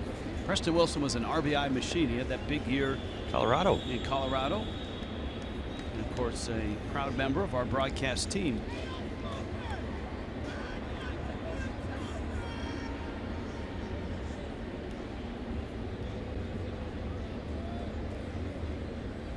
Darno creeps outside. Stanton protecting the corner, fouls it off. Well, you see what Smoker's doing right there. He's staying in that same lane with both that changeup that he's turning over a whole lot and the fastball. Watch Darno. He's going to slide out to the right. He wants it in the exact same spot that you've seen all those changeups. Trying to mess with Stanton's timing. Back in now. And that fastball at Stanton's feet. And it's 2-2. And it was set up for that pitch, but it's always so interesting, especially with young guys and guys who throw hard. That's the pitch that'll drift back out over the plate, or it'll end up way inside. You saw way inside right there. 2-2 coming. Stayed outside the whole time. Another changeup. This time Stanton pounds it foul. Somewhat of a rarity against a lefty. Stanton usually doesn't hit with that face mask attachment. Of course, that's one of the things that this closed stance has allowed him to do, is turn away from balls that are inside. I was talking to Keith Hernandez the other day about Stanton, and he felt, having watched Stanton since he's changed his stance, that fear of getting hit, as he did on that awful night in Milwaukee 2014. Eliminating that fear is a powerful thing for a hitter. He's got a 3-2 now.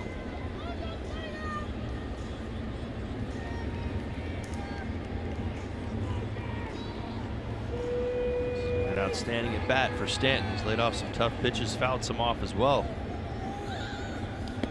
That changeup dies in front of the plate, and Stanton earns the walk and trots down to first. So he's walked twice and struck out. The Mets obviously pitching him a little more carefully tonight than they did last night. Listen, when he hit 55. The second at bat he struck out, he went outside his zone just a little bit, as he did in this at bat, but he battled. These are good signs. You see the frustration. I know that Stan's probably a little ticked. He is not getting a whole lot to hit, but he's got to take the walks. This is what comes with being Giancarlo Stanton and hitting 55 home runs. It's also the respect. You saw all the misses from Smoker. Where were they? They were farther off the plate. There's more mistakes out. He didn't see one pitch to hit hard that entire at bat.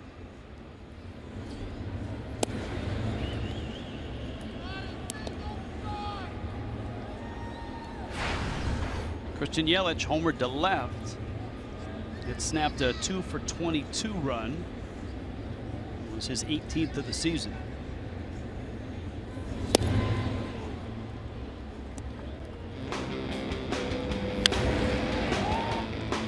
As I said, nice in-game adjustment from Christian Yelich. Yes, that changeup definitely a little higher in the zone and certainly picked it up a little bit better. But you think back to the previous at bat, he rolled over a changeup to the right side, turned into a double play.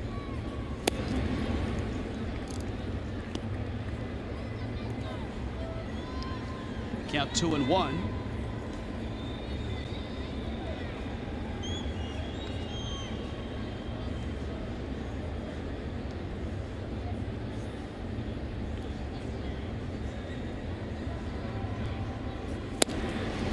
Fastball is outside. John wants to know this. Please update us on exactly when the new Marlins ownership will actually take over all the decision-making processes. John, all we know is what we read, probably the same things that you read. We do not have an inside track on that. Our understanding that the transaction is now in the court of the Major League Baseball owners and have to approve it.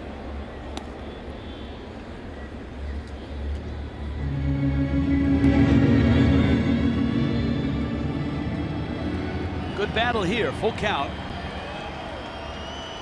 Stanton's at first.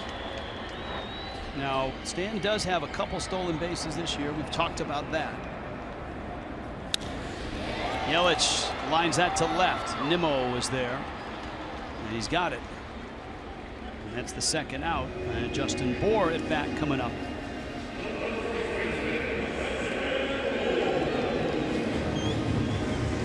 Brian from Orlando wants to know, do stats from the postseason count? Could someone like Stanton, if he got to the postseason, add to his home run total for the year? And the answer is no. They count as postseason stats, and Stan would gladly trade in probably 55 of his home runs to get a shot at the postseason. I agree, 100%. Knowing him. Ball's in the dirt. Stanton got a good break, and he's on to second. A wild pitch.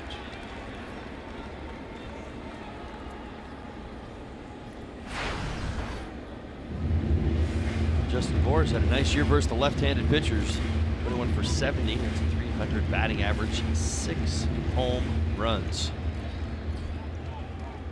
Remember, he came into this season having never hit a home run against a lefty.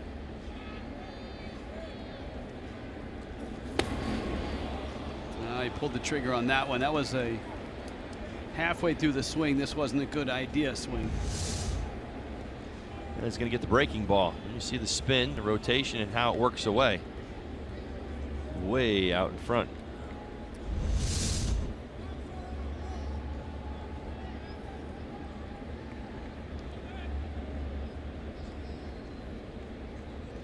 Now a foul tip.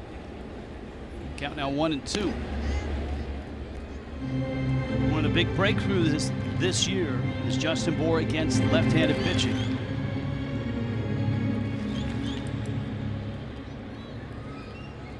An enormous jump. He had never hit a homer in the big leagues against a lefty before this season.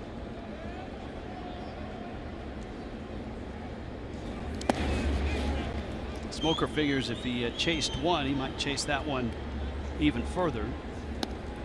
Bohr against lefties, a 300 average, 6 home runs this year. On base 367, slugging 586. I would say he's answered that question completely, without a doubt.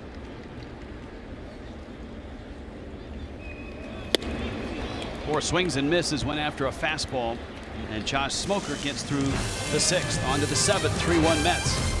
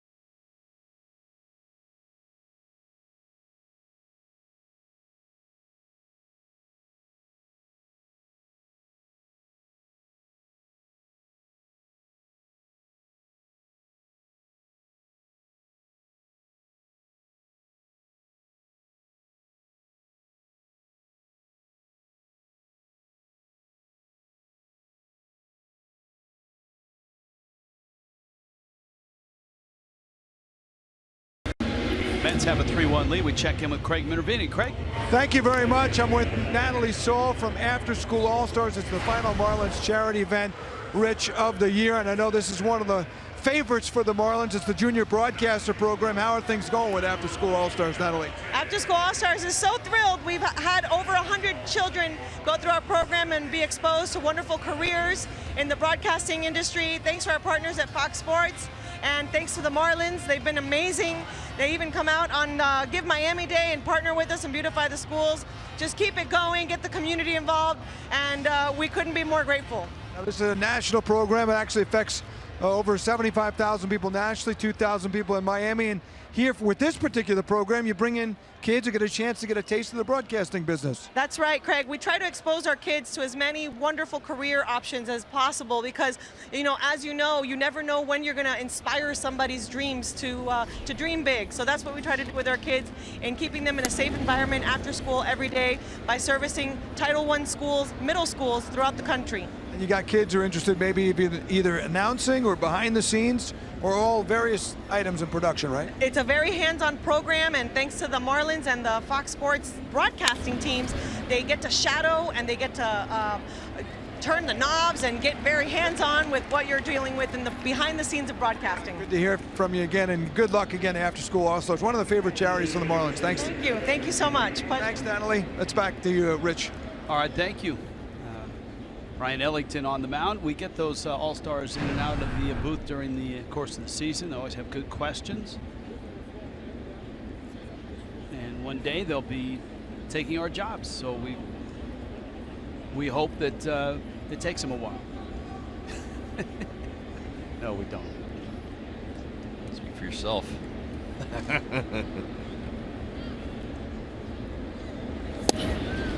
I think for a young student who wants to be involved in the broadcast industry, one of the best things that you can do is be versatile. These kids get a chance to see not only us in the booth, but the real strength of the show, and that's the production team, the camera people. And just like the fantasy auction winner tonight, who was stunned and amazed at the number of people who are so highly trained and skilled that work inside the production truck, and then everybody on cameras in the booth. It's a television is a team sport. There's no doubt about it. I've been so impressed with everybody here this year. What an incredible job everybody has done, and have made our lives so much easier. Gavin Cicchini up there. He swings and misses at a Brian Ellington fastball. One thing the kids cannot participate in, and that's burgers and beer on Fridays. They can come to the game and have a burger, though. Braves and Marlins on September 29th at 7:10. Get a burger, a craft beer, and a game ticket. It starts at just $30.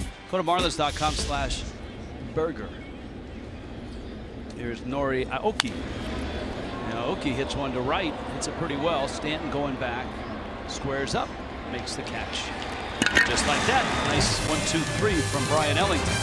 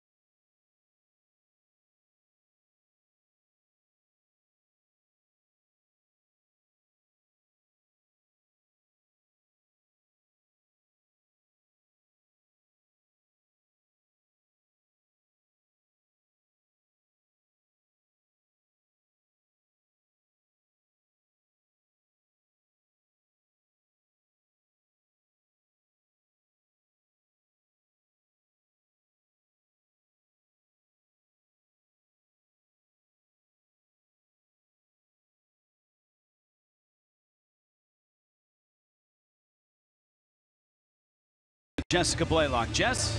Hey, Rich. Well, A.J. Ramos may no longer wear a Marlins uniform. He is now dressing up as a Met. You can see him in the Mets bullpen, but we still love him around here, and for good reason.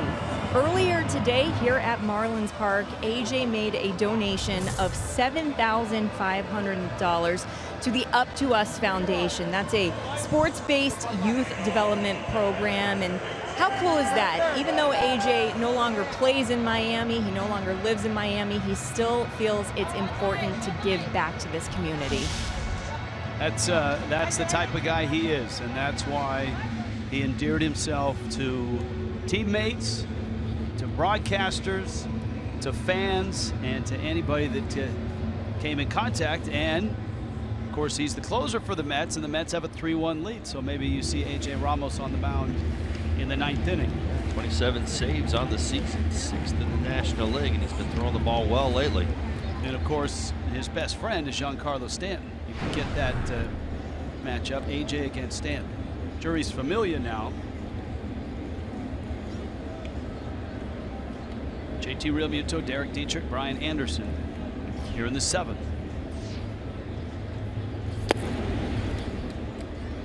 Emails and tweets tonight. Realmuto's double was in the 4th. 29 doubles for JT. Slugging percentage right around .450.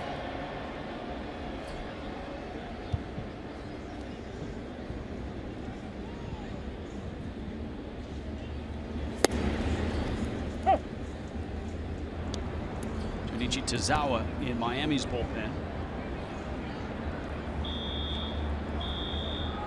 It looks like he has regained his velocity. Remember, he missed a chunk of this season dealing with a blood clot in his right shoulder.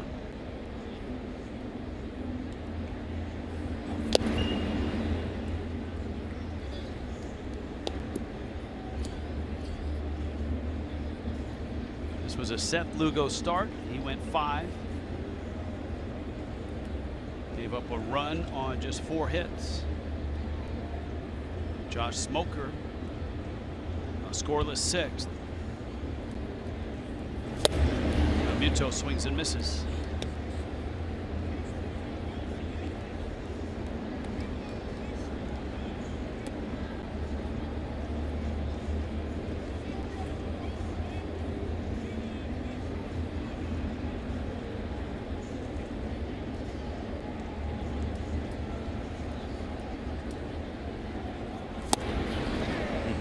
Down he goes.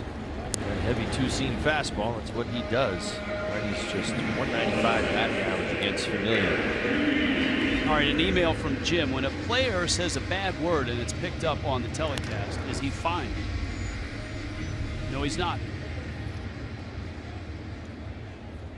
I know Jim actually has follow-ups about what about if it's obvious to lip readers. If he is fined, where does the money go? To charity. Look, it's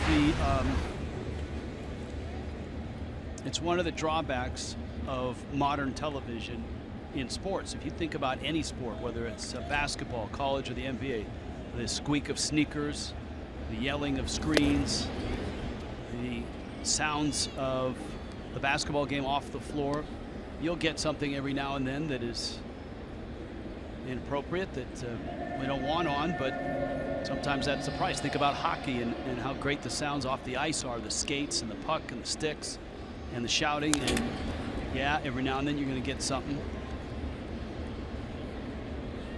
In college football and the NFL now, with the great microphones they've got on the sidelines, you're picking up the popping of the pads and the grunts and it happens. Sounds of the game. Live television.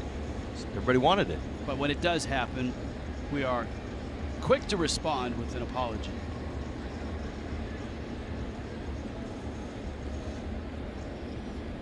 Oh, 2. Tricky hop there for Evans. Handles it nicely and gets the out. So, Jim, thanks for the email.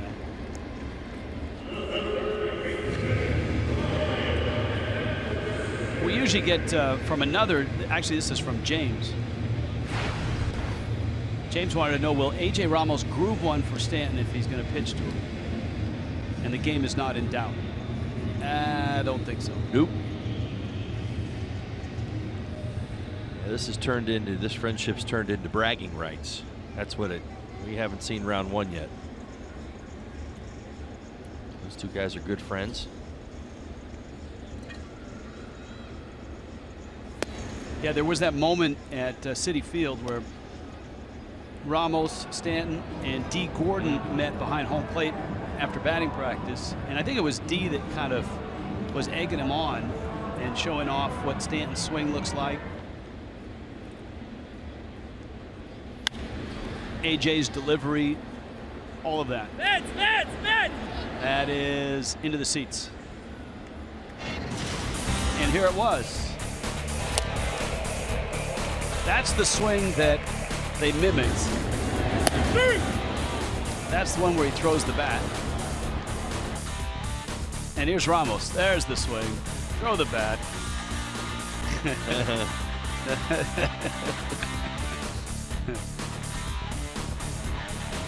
That's pretty good.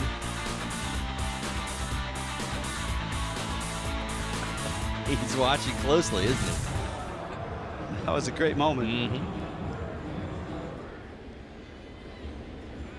Brian Anderson up. Familia bounces one up. It's a 50-50 night. The hashtag on our emails and tweets. James wants the theme from Hawaii 5-0. If you're willing to write a check, James, for the rights to that song, we will play it.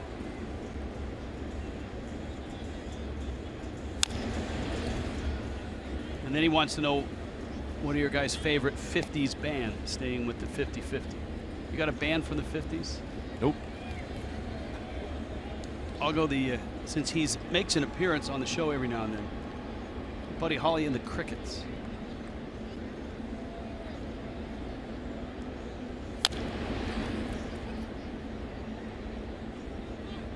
I take it on, you have Sirius XM. You used to work for them. So I did. You have access to all the channels, but apparently that doesn't mean I wander. Apparently you never ventured to the 50s. Well, I think you know this by now. I really don't get out of my lane too much. I stay in my lane, right where I'm supposed to be. I'm sure I have passed over the 50s channel at one time or another. Doesn't mean I stopped.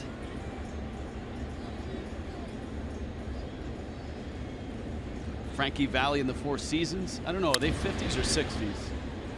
That one. Yeah, how would you? Well, let me. I mean, I'll give you one. I'm a huge Frank Sinatra fan. I mean, would that qualify? Yeah, sure. It's not a band, but he had a band behind him. I do listen to Sinatra. Now, see, Sinatra has his own channel on Sirius XM, and I do listen to that one. Very nice. Okay, there you go.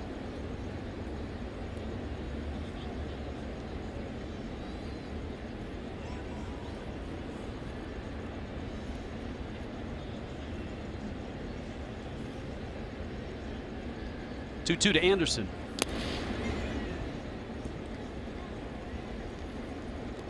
He's really struggled with that slider as far as the command of that slider tonight. He is not with the fastball. It's there for him. He's definitely got enough depth on it.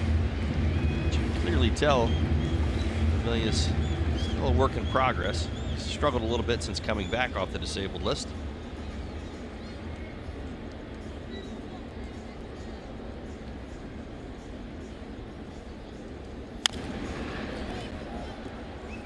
Fourth on the club's all-time list with 104 saves. Does it give you the rest of the list? I mean, John Franco's probably tops on that. Jesse Orozco's in there somewhere. K-Rod get that many saves?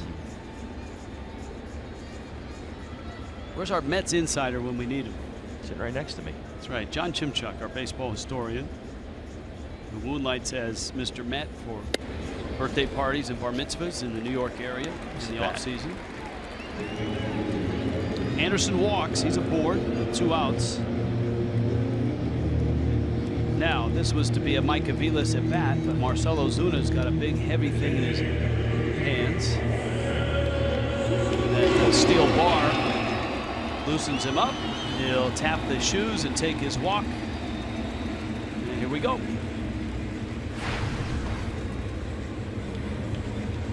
.34 homers. He's driven in 113. He homered last night. Had a 4-hit night last night. And his career against Jeurys Familia, 3 for 11.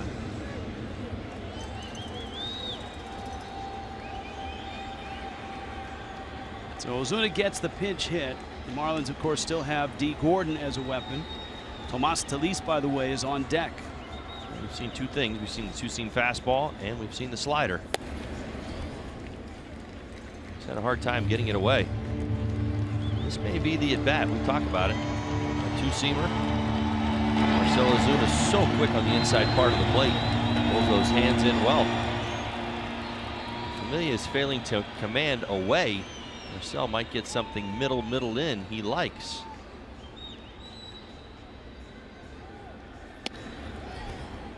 Called strike. And the count 1-1. Yeah, that's right up against the edge of the plate. When the umpire gets his scorecard, it will show that he nailed that call. That is on the box.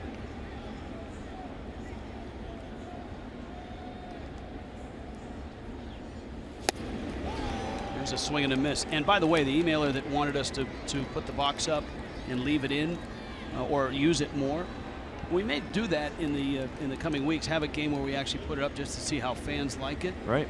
But right now, we are not set up for that. The FoxTrax is a intricate computer-driven program, and apparently that program will not allow us to throw it up there right now.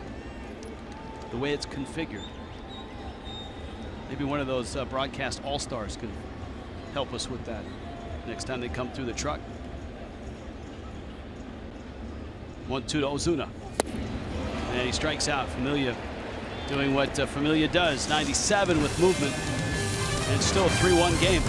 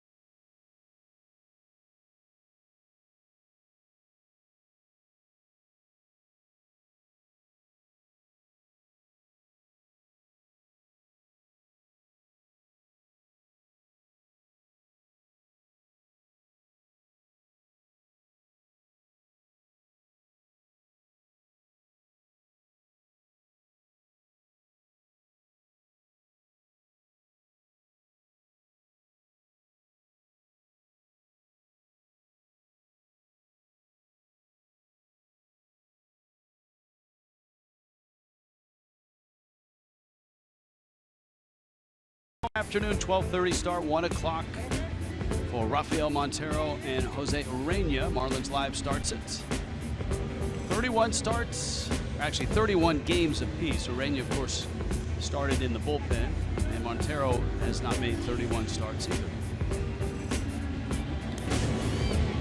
3-1 ball game. That is Vinny Viola, the owner of the Florida Panthers, and they open their season on Fox Sports Florida on October 6th at Tampa Bay. And then on the 7th at the BB&T Center, Tampa comes across the state and they play again. And Todd Hollingsworth, I highly recommend from your Parkland residence. Oh, that's a guarantee. You get down and see some hockey. I know you did that in Chicago with the Blackhawks. Absolutely, but that was a lot more of an effort. The BB&T Center's, what, 10, 15 minutes from Parkland? 15 minutes. You saw Rojas at short. Here's Junichi Tazawa.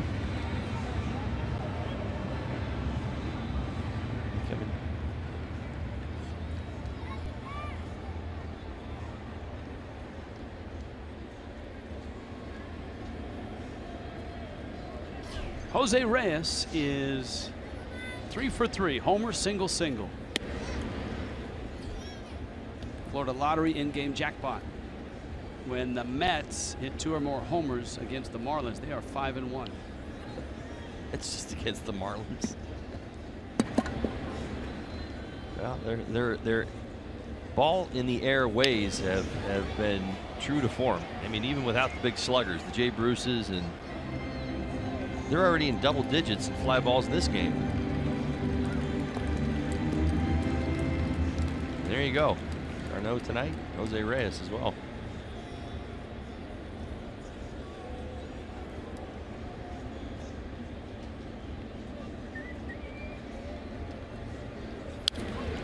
Fly balls. By the way, the save leaders in Mets history: John Franco 276, Armando Benitez 160, Jesse Orosco 107. Forgot Benitez. Yes, but we were on Franco and Orosco.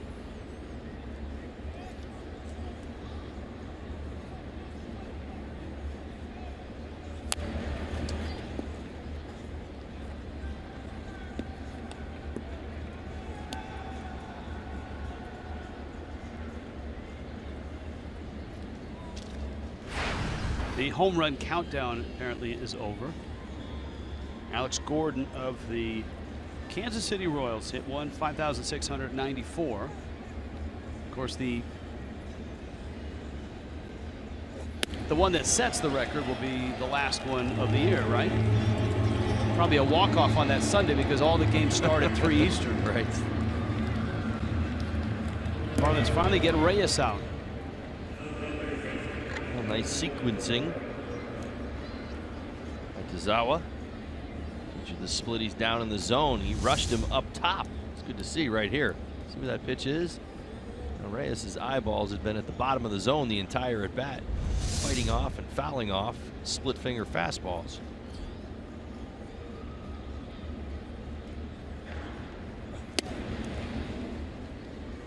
Cabrera takes ball 1.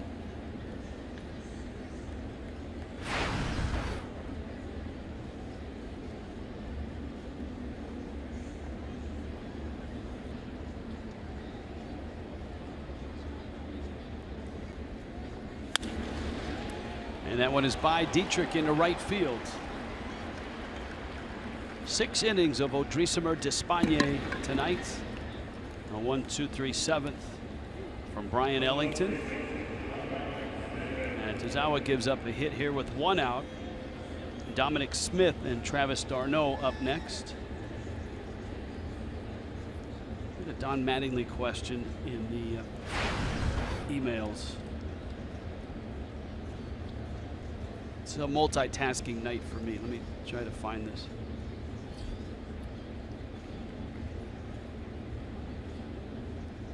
Brian from Orlando asks, how do you evaluate Don Mattingly as the manager this year for the Marlins? Jerry Blevins in the bullpen. I think you always, I'll start, I think you always, whenever you evaluate a manager, you have to look at the team that he has, the pieces that he has, and the health of those pieces. I think that being said, he's done a really nice job of keeping this ship together. Now the Marlins have, it feels like, run out of gas. A lot of that is, I think, a decimated starting rotation, both from injury and from some off performances, especially in the early and mid part of the season. And with those injuries has come a lack of depth. He doesn't have the same depth at his disposal that, say, look, Milwaukee or Washington are good examples. Now they're still in the playoff hunt, and even though the Brewers did shed some pieces, they are deep, and so are the Nationals. So that's my take, is you got, whenever you look at a manager, you look at the pieces he's got, you look at all of the things that he's up against.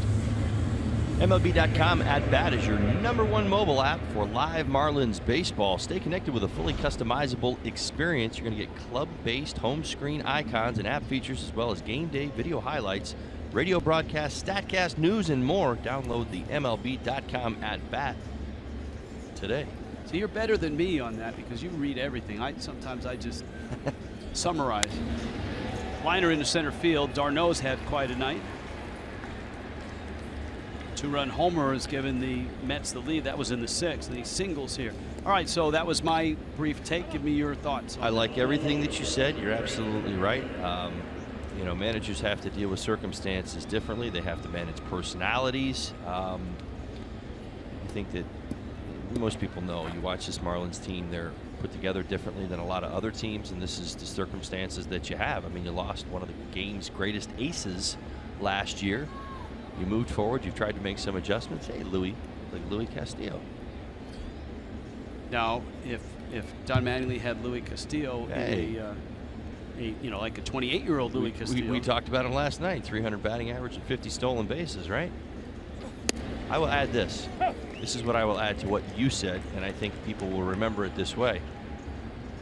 This team had an avalanche fall on it in May, and they became relevant and they mattered late in August. To me, that goes right back to your manager. That keeps keeping guys on target, keeping guys responsive, that your voice has not left the room. And they've competed. Yes, they've had a rough couple of weeks here of late, but that period of time, even for me personally, was a fun run for this Marlins group, and it got real exciting around here. More times than not, and I'm proud of this. I've spent my whole life in this game. That does not happen.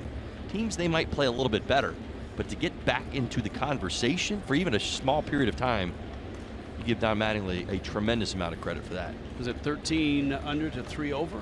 Wow.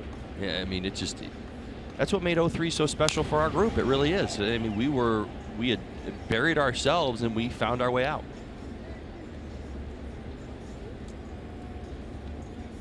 Of course, Louis Castillo, a member of that 2003 team. Big part. Big part. He and Juan Pierre at the top of the order.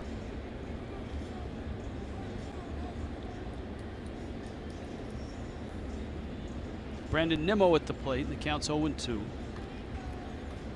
Tazawa struggled early. Of course, Brad Ziegler had some health issues.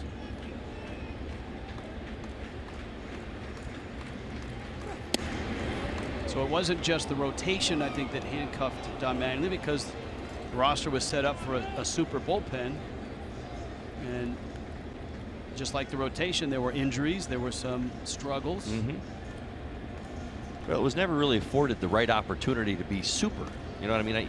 Even the way that you think of how a super bullpen is supposed to work really wasn't orchestrated that way because of the injuries.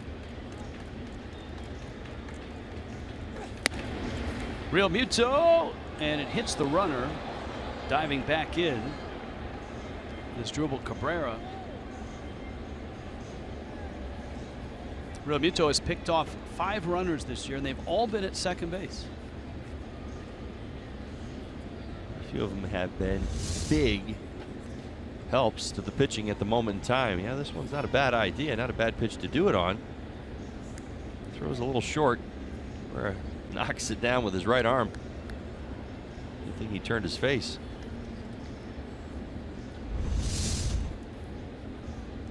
He got one in the grill.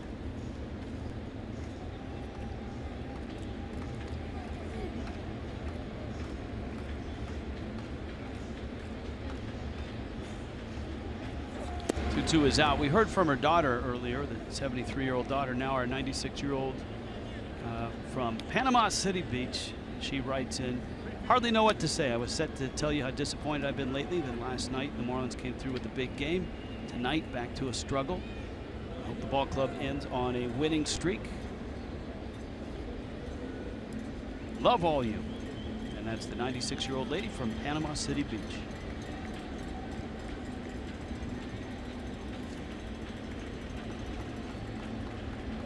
3-2, check swing, ball's in, and Nimmo, who's got that great eye, walks. And the Mets have loaded the bases with 2 outs, and here comes Juan Lagares. That's that discipline we were talking about a little bit earlier from Nimmo. A couple of borderline pitches able to lay off. We have had a few people weigh in on Mr. Met, including JC. I'm defending Mr. Met. Having only 4 fingers, it's impossible for him to make a rude gesture towards anyone. I'm on his side. It's not meant to be a low blow. I'm with you. We like Mr. Met. We like most mascots. Except maybe Dinger in Colorado. You don't like Dinger, huh? Dinger used to drive Tommy Hutton nuts. Because Dinger, at the end of the game, if the Rockies were leading, Dinger would park himself behind home plate, behind the screen, dance around, try to distract the hitter. It's a purple dinosaur. I know. Maybe we'll have to make peace with Dinger when we get to Colorado. Maybe have him up to the booth for a handshake. I personally like the purple dinosaur.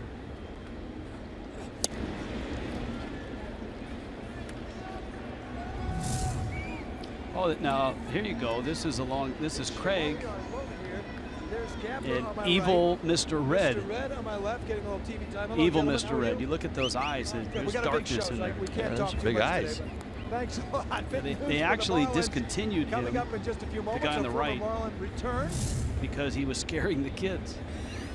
Here's a 1-1. Ooh, that one hammered foul. Are you being serious? I'm being serious. Those dark eyes and that kind of creepy look, they replaced him with happy-go-lucky Mr. Red Legs, who has a mustache and is more of an old-timey looking mascot. Just wondering how that all played out. Were there like screaming kids in the crowd when he came by? No, I think focus groups probably let him know. Every now and then there's a mascot that doesn't quite sit right. You know, with your kids. No doubt about it. Look into the eyes of evil there. I get it. What I'm playing out is the crowd reaction. You know, young 6-year-old, you know, here he comes over to say hi. He says the pleasantries, or nods, I should say. And 1-2 fastball. All of a sudden the kid just bursts into tears. Is up on Lagares, and now Tazawa making life difficult here for himself. 23 pitches in. He's given up 2 hits and then a walk to Brandon Nimmo. That's loaded the bases. Tazawa trying to keep it at 3-1 here in the 8th.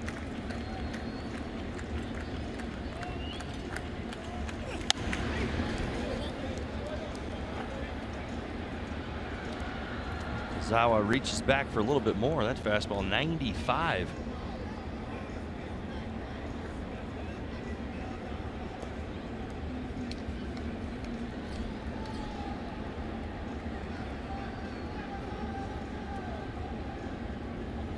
Two balls, 2 strikes. Lagares has 3 homers this year. A met at every base.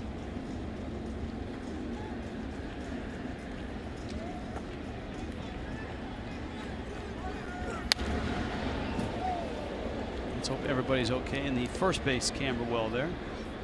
That's why that gentleman has a helmet on. We've already lost 1 camera this year. We've had a few camera folk hit. Though John Tuitu, I think, on the third base side is getting into the spirit of hockey season starting on the 6th. I think I saw a plexiglass protector on the side of his camera.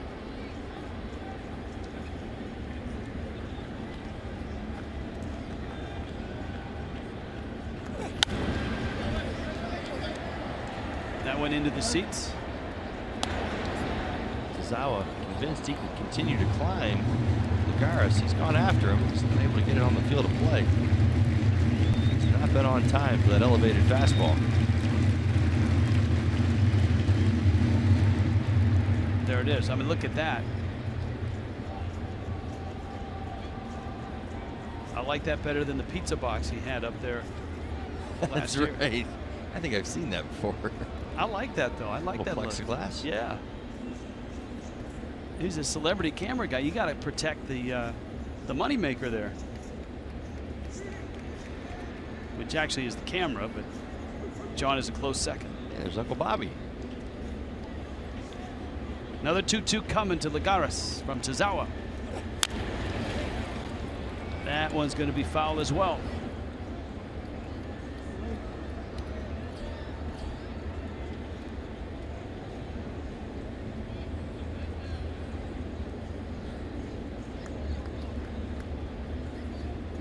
Two balls and 2 strikes. Junichi Tazawa trying to get through the 8th here.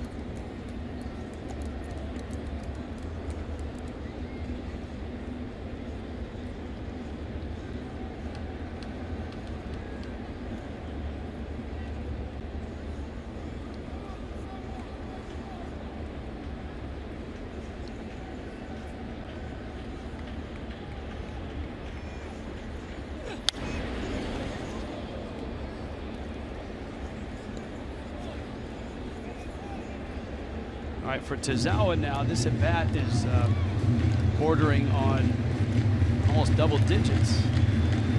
Not only in pitches, but also in minutes. Souvenirs.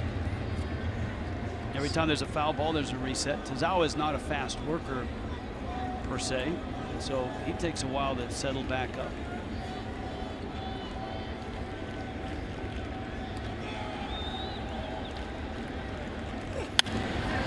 A liner. Dietrich is there and he makes the catch. Worth the wait for Tazawa as Lagares lines out, hit it right on the button. And the lead for the Mets stays at 3-1.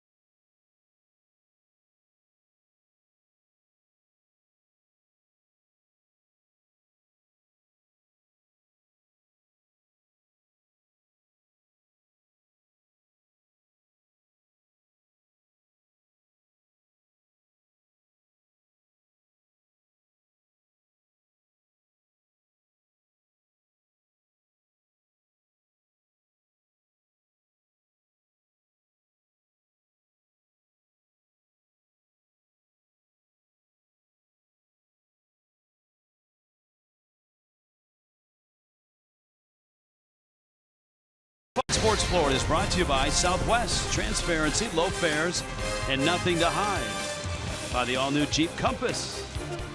And by your South Florida Honda dealers. Hurry into the Summerbration sales event today.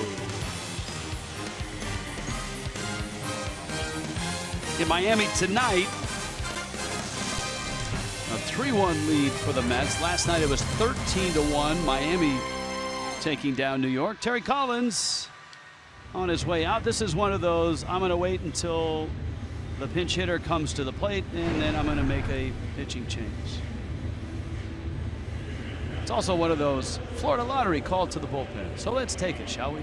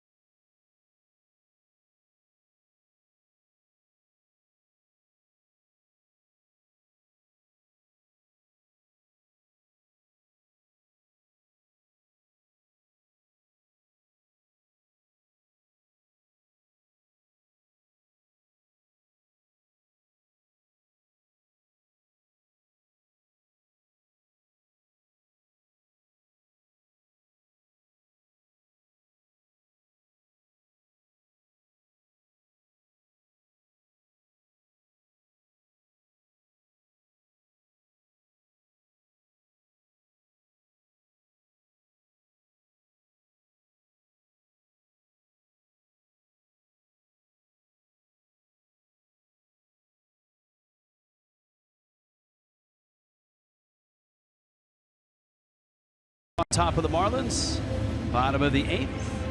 Call to the pen brought to you by the Florida Lottery. Enter your Lotto, Fantasy 5, or all-new Fast Play ticket in the Florida Lottery's Game Day Cash Promotion. You could win a 2018 Lazy Days RV motorhome, over $200,000 in cash prizes, bowl tickets, season tickets, and more. Must be 18 or older to play. Play responsibly. This is Jerry Blevins who comes in. See the record 6-0, 71st game, 3.11 ERA, 46 1/3 innings, and you see the appearances. So what's he do? He faces lefties most of the time.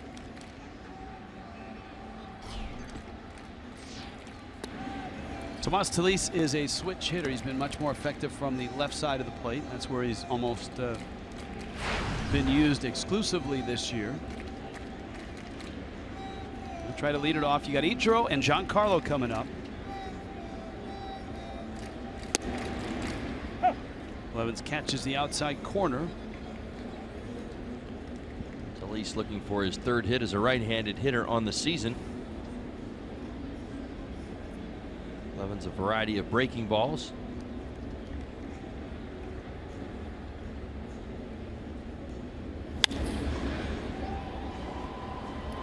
Shallow right. Aoki has it. And here comes Ichiro. Ichiro getting the call to lead off, with D. Gordon getting a night off tonight.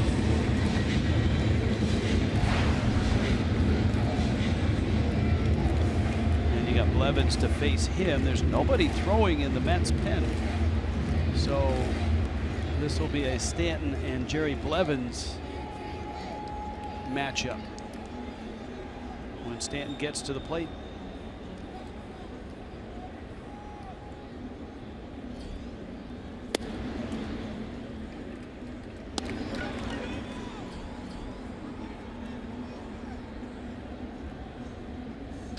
Ichiro 0 for 3 tonight. Grounded out a couple of times. Fly ball to left. Ichiro to right. The guy who grew up idolizing him makes the catch. So now you got Stanton and Blevins. Mets have been very careful with Stanton. They've walked him twice. He did strike out. His first 2 at-bats were against Seth Lugo. Josh Smoker, a lefty, walked him. So he's seen a lefty already tonight.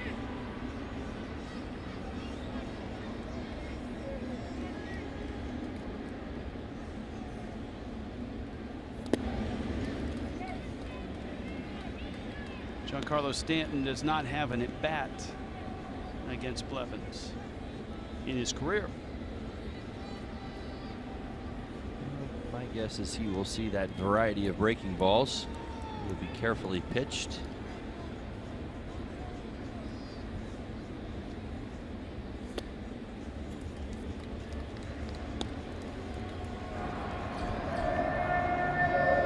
Javi Guerra, Kyle Bearclaw in Miami's pen. And Blevins with a count 2-0 to Stanton. Blevins 281 versus right-handed hitters. Stanton has 3 walks against Blevins. Blevins so far not giving in. He's missed on all 3. That was in with a fastball.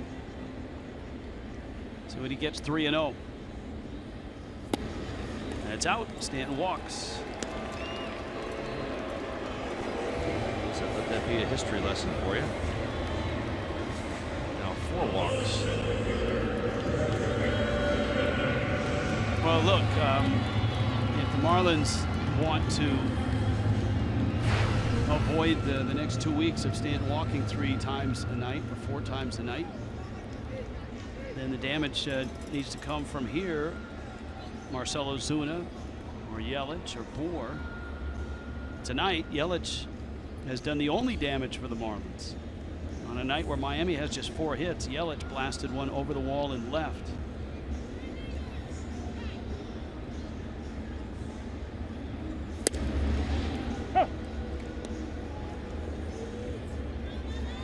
Bour is 1 for 3. Of course, Ozuna didn't start. He struck out as a pinch hitter.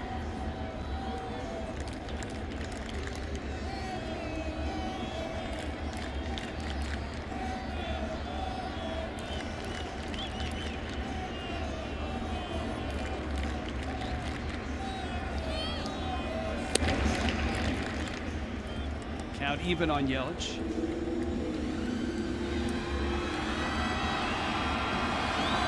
Smith playing behind Stanton at first base.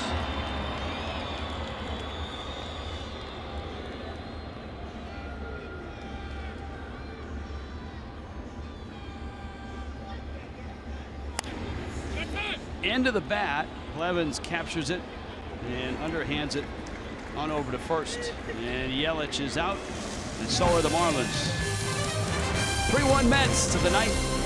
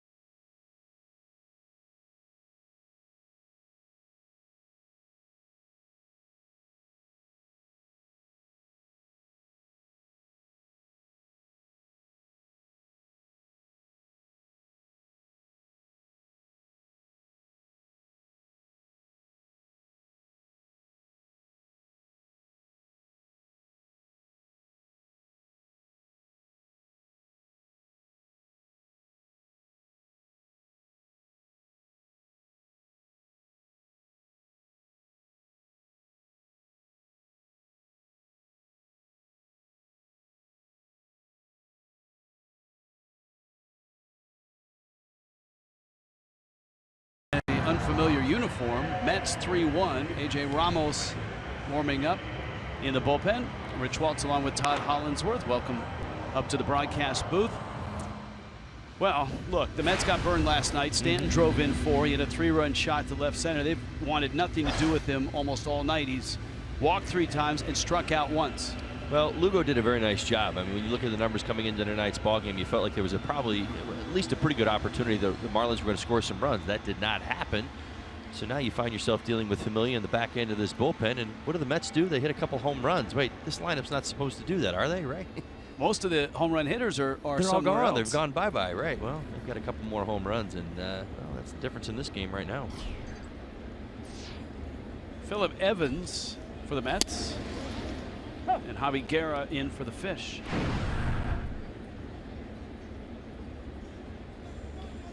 Guerra's brought his ERA down under 4. Did a very nice job, Guerra has. He's been given some extended opportunities inside of games, multiple innings. Liner into center, and it's going to get in there for a hit. Evans' first hit of the night. Evans, a Southern California guy.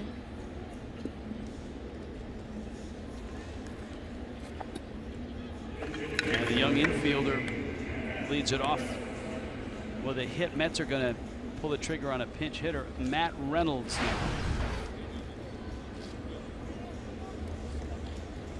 Reynolds got a base hit in last night's ball game.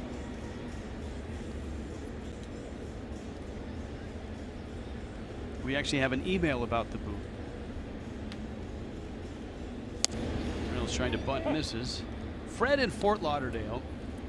When you're calling the game with Todd, do you guys watch the monitor, or are you looking at the field during play, or is it a little bit of both? Both.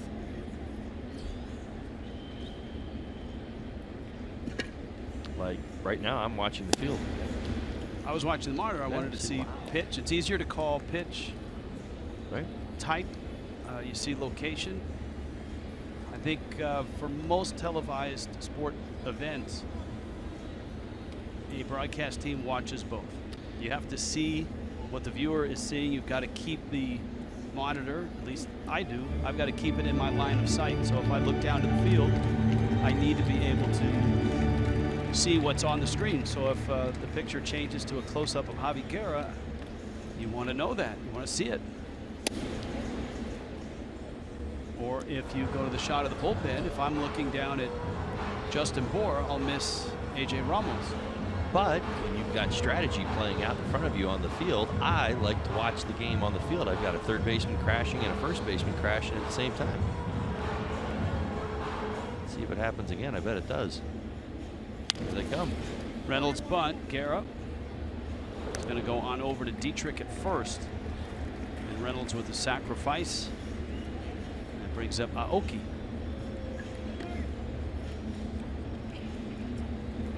Of course, on a night like tonight, it's a little tough to keep your eyes on both because it's emails and tweets. So the iPad gets a pretty good workout. And by the way, thanks to our email wrangler, Olivia, tonight. Olivia working hard. Well, you can just put your left eye on the monitor and your right eye on the emails. Yeah, you're right. Try it. Aoki takes a strike.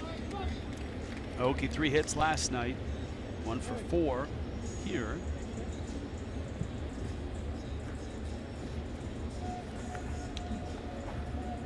See a lot of Ichiro fans are also here for Aoki, Yakult Swallow, and a great one in his run in Nippon Professional Baseball. 8 seasons, and Yakult is in the Central League.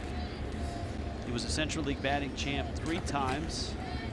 Only player in the history of Nippon Professional Baseball with 2 200-hit seasons. Rookie of the Year, 7-time All-Star, and earned the Best 9 award 7 times. It's the Japanese equivalent of the Silver Slugger. Oh, and he won 6 Gold Gloves in center field.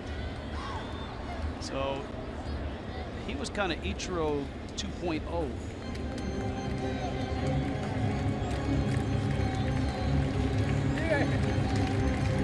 Player here in the big leagues. Yeah, he arrived in Milwaukee 2012. His career average for the high 280s. He's always had a good on-base percentage, 350.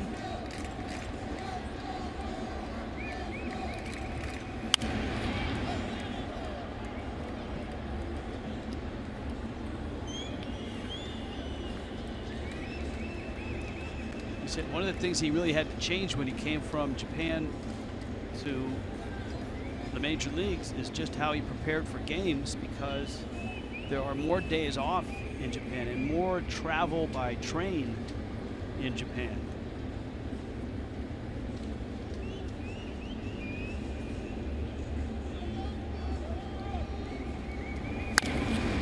Pulls a ground ball to Dietrich, flips it on over to first. So the training in Japan, and Japan is infamous for this, you know, lots of drills, extended spring training, a lot more reps. So there's just, you just can't do that here because the number of games. So the preparation is much more specialized, individualized.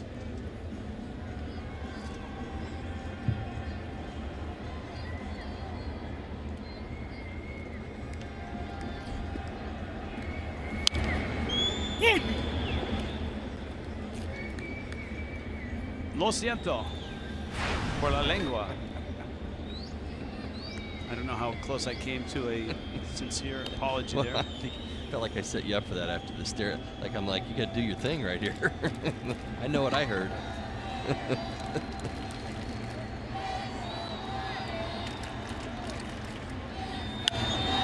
Reyes hits a fly ball down the left field line. It's going to be foul. I was just about to read this email before we heard that outburst. Follow up on comments about fines for broadcast vulgar language. And the original question was, do players get fined for that? And the answer was no. Can the umpire or anybody on the player's team impose standards? That's from CJ. Kangaroo court can get you. Yeah, but yeah, probably not. That's not going to fall into kangaroo court, but there is absolutely well, there usually is a. My goodness, Reyes has got 4 hits, and he lines that to right, and that scores the run. Of course it does. On a night like this, he had the solo homer in the first, and now 3 singles. And he drives home Evans.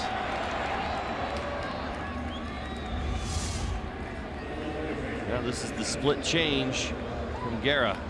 Not where he was looking to get it. He wanted that to be low and away, running off the plate. That is up and in and floating.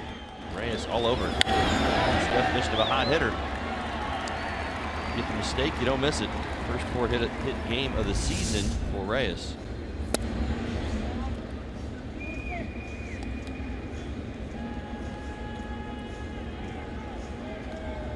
Asdrubal Cabrera now is 1 for 3.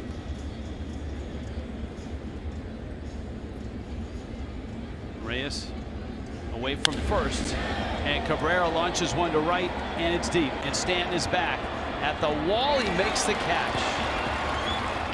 The Mets get 1 on the Reyes single, and A.J. Ramos is coming in to face his old team, but from a different bullpen. He tries to save it for the Mets.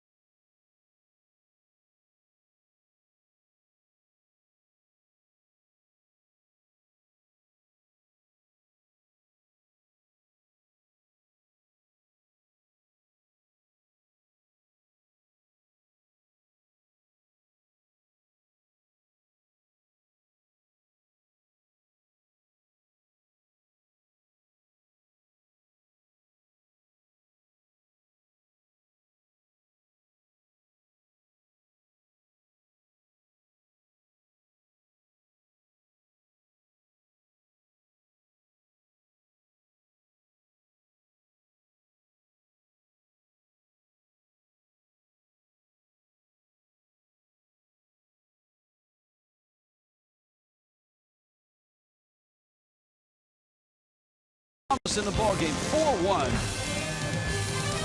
Mets on top. And of course, Ramos, beloved by teammates, now a Met. This is his season, 27 of 29, and an ERA of about 3.5. Opponents hitting .207 against AJ. He will face Justin Bour, JT Realmuto, and Derek Dietrich. Marlins park numbers.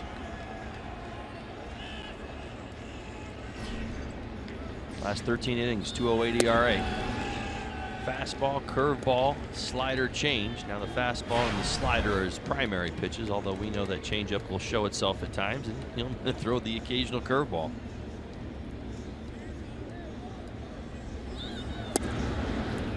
You got to know this is something that AJ has thought about from the moment he was traded. He's not the only one. Right. Well, his buddy as well. I mean, all of us, have we not? Right? I think we were all kind of waiting for this. Well, I'm sure that AJ, over the course of time, has thought about how he would face Stanton. How would he pitch to Bour? What would he throw to Yelich?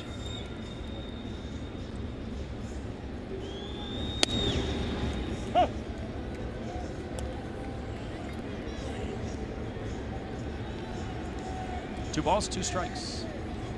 That last pitch was out.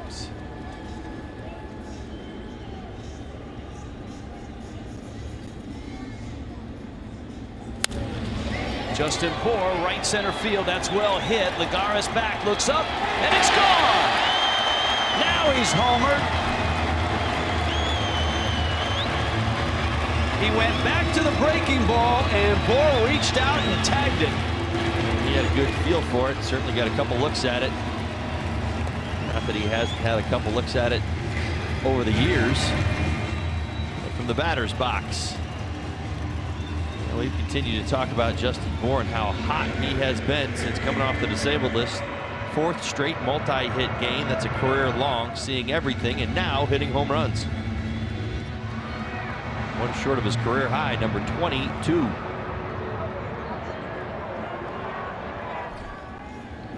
Now Realmuto.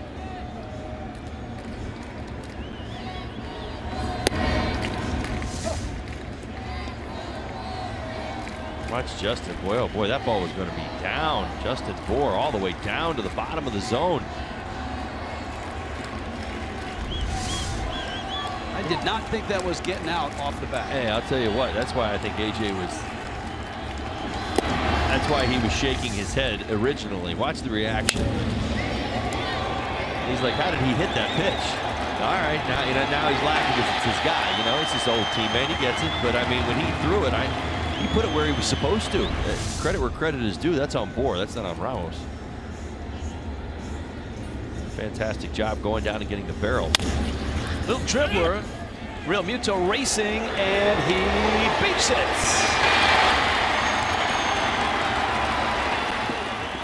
That's a bang-bang play at first base. And Realmuto is aboard with a hit. Yeah, this ball not hit hard. Slow roller to short. You see Reyes. Just a little bit too long, but JT flying down the line out of the box. It's our Bonefish Grill bang-bang play of the game. Yep, foot was there. Now here is Dietrich. So the Marlins have homered and an infield single against their old buddy AJ Ramos. Dietrich has the power to tie it up with one swing.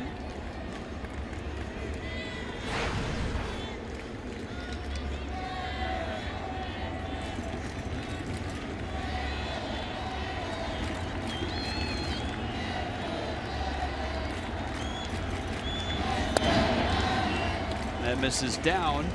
This is the reaction of Giancarlo Stanton on the Bour home run.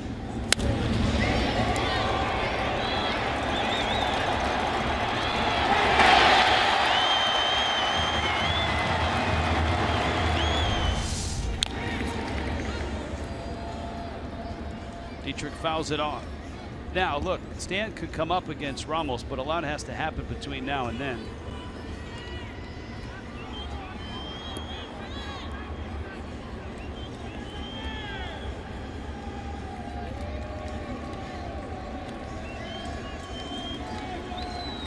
Technically. It's got to be you a load the tie bases, game. right? I worked it out. I think you got to Yes. tie the game up and load the bases. Dietrich fouls it back.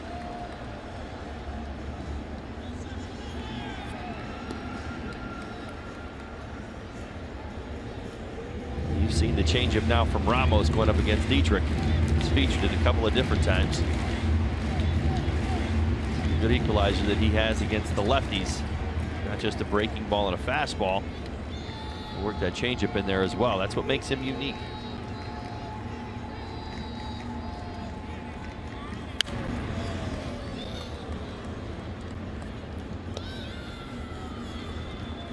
One and two.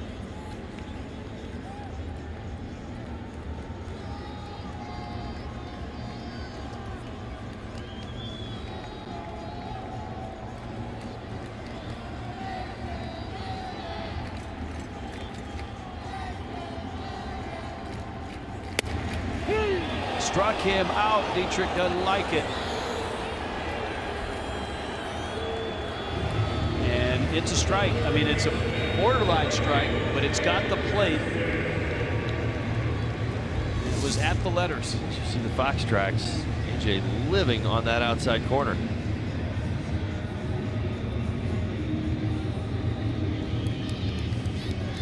That's the top of the zone. That's a perfect pitch. Here's Anderson now.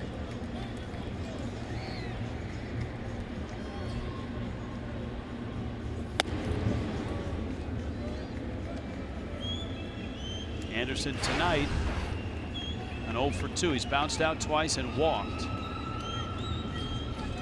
D. Gordon is on deck.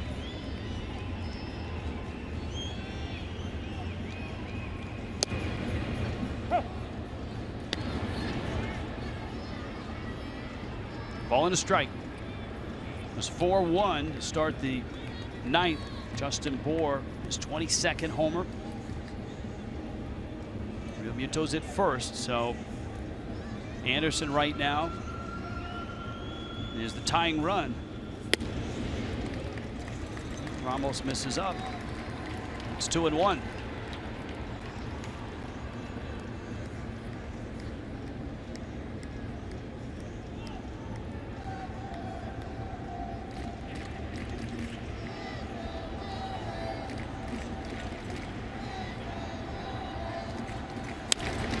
Up the middle into center field, and that's a hit. Real Muto turns second on his way to third.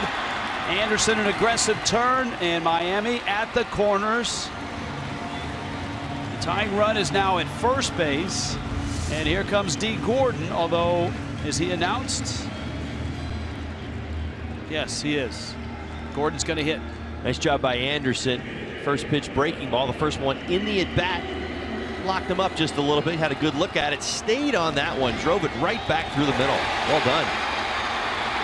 Good in-at-bat adjustment to what he saw. That breaking ball a little farther away, able to get his arms extended and line it into center field.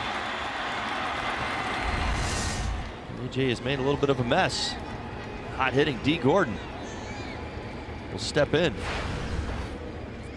Gordon last night had 4 hits. Almost drops in a breaking ball for a strike, including a 2-run triple.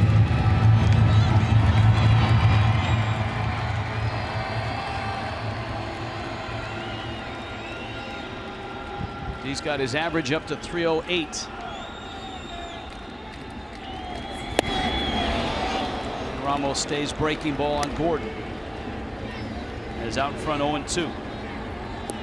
It's the trademark of AJ Ramos, a closer that doesn't have a dominant pitch, but can use 4 of them to get you out. Now this Marlins lineup knows everything you just said. We'll see how D. Gordon fights. Swing and a miss, and Ramos strikes him out.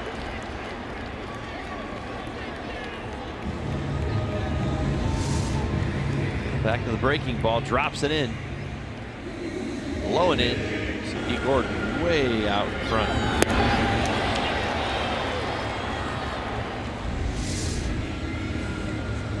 Well, Miami's down to their last out. It's 4-2. A.J. Ellis is going to pinch hit.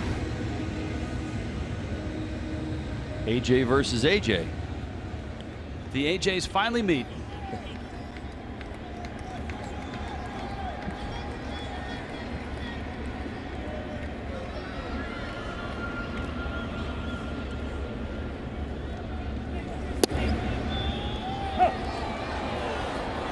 Strike.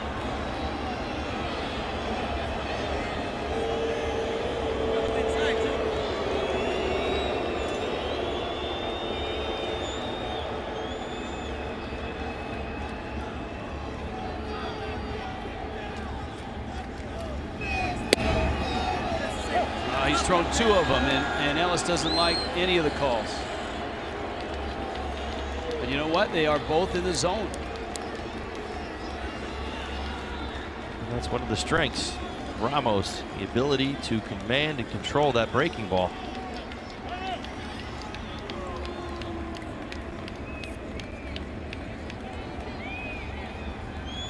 Oh, and 2.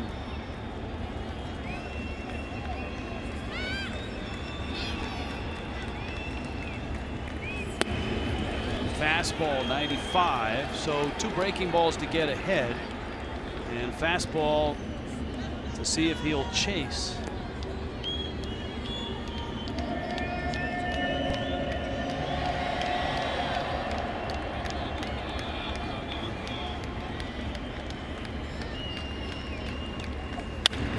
Ground ball, base hit, right field. Realmuto scores. Anderson stops at second, and A.J. Ellis, with a professional at bat, took the breaking ball to right field. Sure did.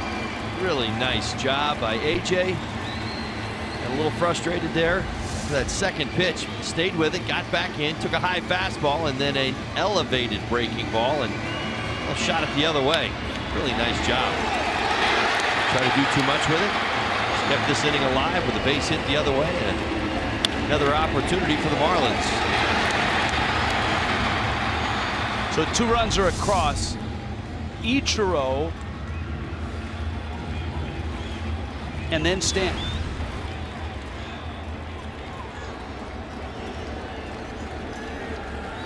Ichiro is 0 for 4. Tying runs at second. Fastball a strike. And Darno wants to talk with Ramos. Now, the tying run is at second, but with Ichiro at the plate, the outfield is not that deep. And remember how fast the grass has been, both infield and outfield, since the Marlins have come back from that long road trip.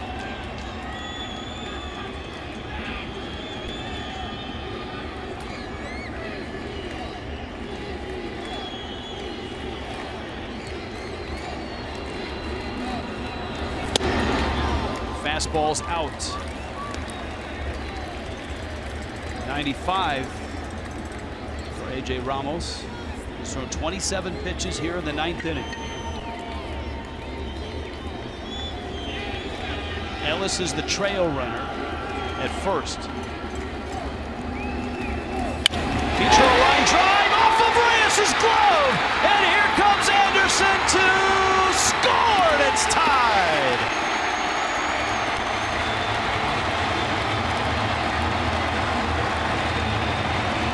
The ageless wonder has done it again. Two-seam fastball up. We talked about up last night. Well, we'll talk about it again tonight. Look at Reyes. Oh, just off the top of his glove. This game is now tied. Making his way to home plate, one Giancarlo Stanton. Now, when the inning started, we looked at Stanton and had to do the math. And you said a lot of things have to happen for Stanton to face Ramos. They are best of friends. They travel everywhere in the offseason. They've been so close for a long time in this organization. And now, for the first time, they face each other.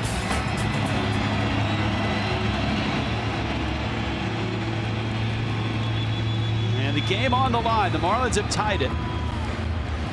So it's Ramos and it's Stanton. Ellis the runner at second. Ichiro the trail runner at first. Outfield straight up.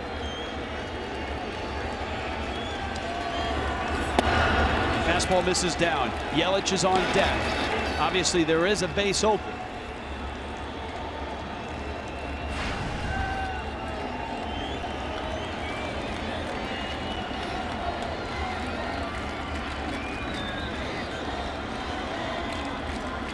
And the pitch is out.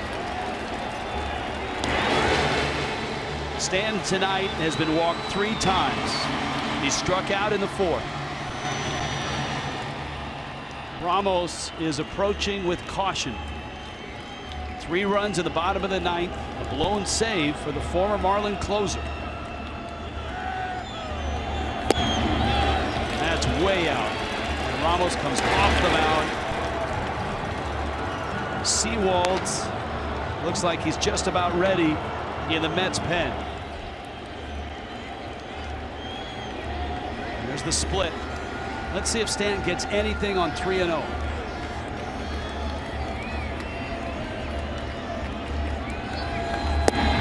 Check swing, ball's out, and Stanton's on his way to first. 4th walk of the night. Terry Collins on his way to the mound.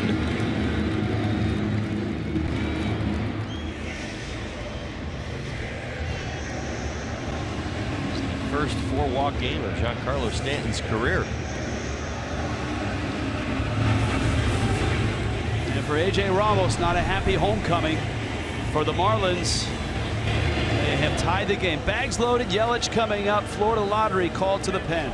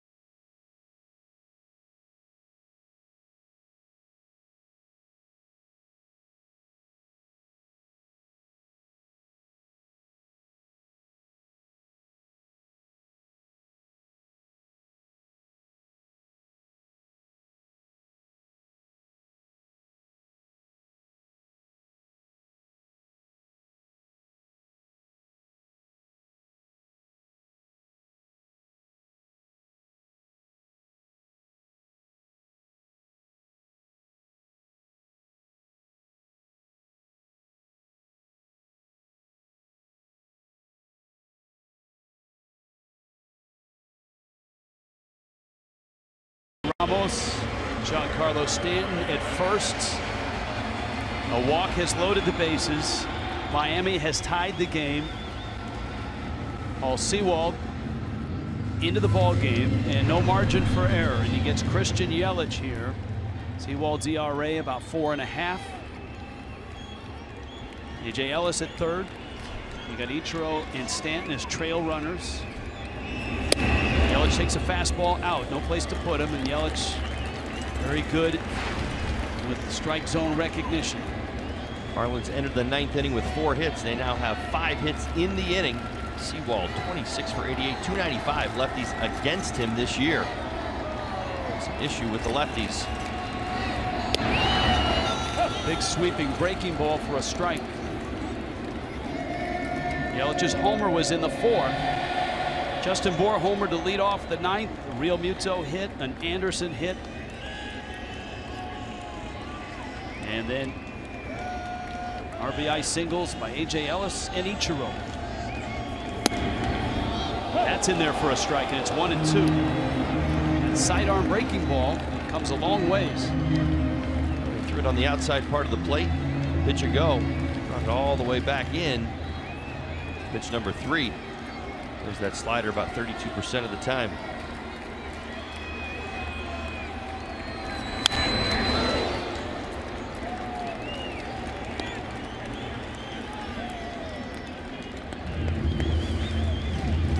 One and 2.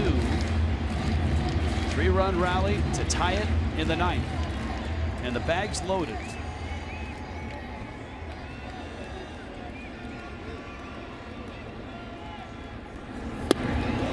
Yelich takes in. It's 2-2. I'll tell you what, that's what makes Yelich special right there. That pitch recognition. He's been so good in the second half. That's a tough take right there.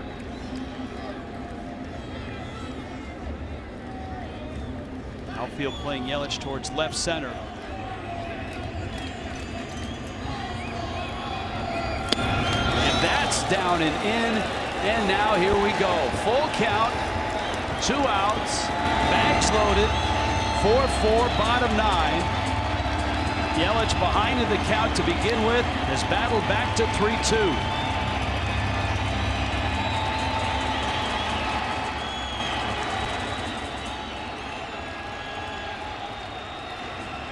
Sewald ready. He got him. Yelich, a foul tip into the glove of d'Arnaud. And the Marlins will have to settle for extra innings. 4-4 to the 10th we go.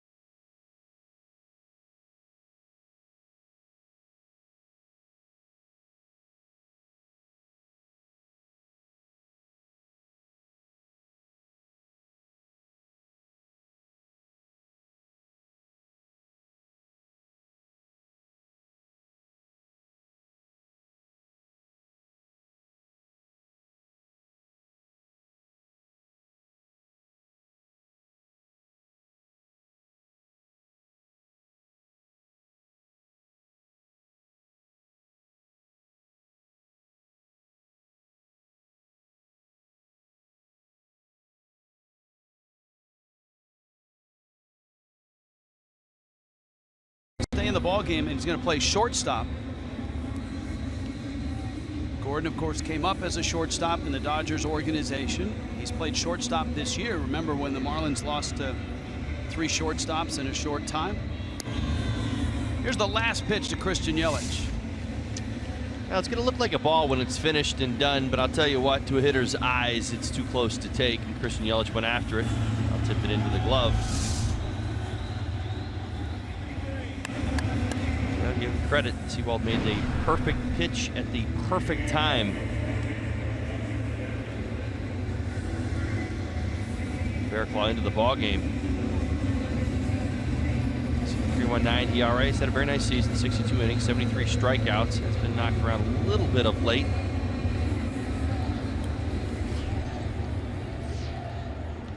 That's 2 2/3 innings, 5 hits, 3 earned runs. Starts with a breaking ball. Dominic Smith on the backswing clipped JT's shin guard, looked like. Smith, Travis d'Arnaud, and Brandon Nimmo, if anybody reaches Juan Lagares. Bearclaw misses away. It was not an easy road trip for Bearclaw.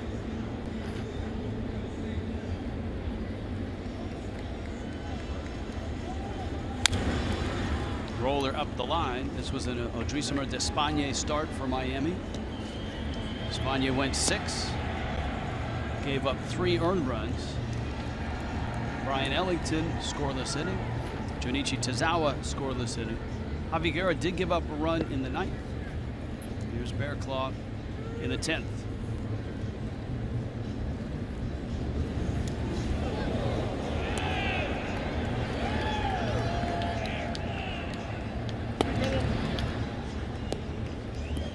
Two balls, 2 strikes.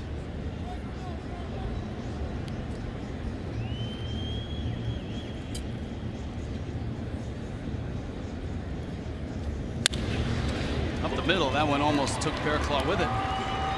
Dominic Smith has a base hit. Up comes Darno, who was homered and single. Emails and tweets, I guess we can dive back in. We kind of shut it out. The Lurie twins, just a greeting and a thumbs up. Still watching.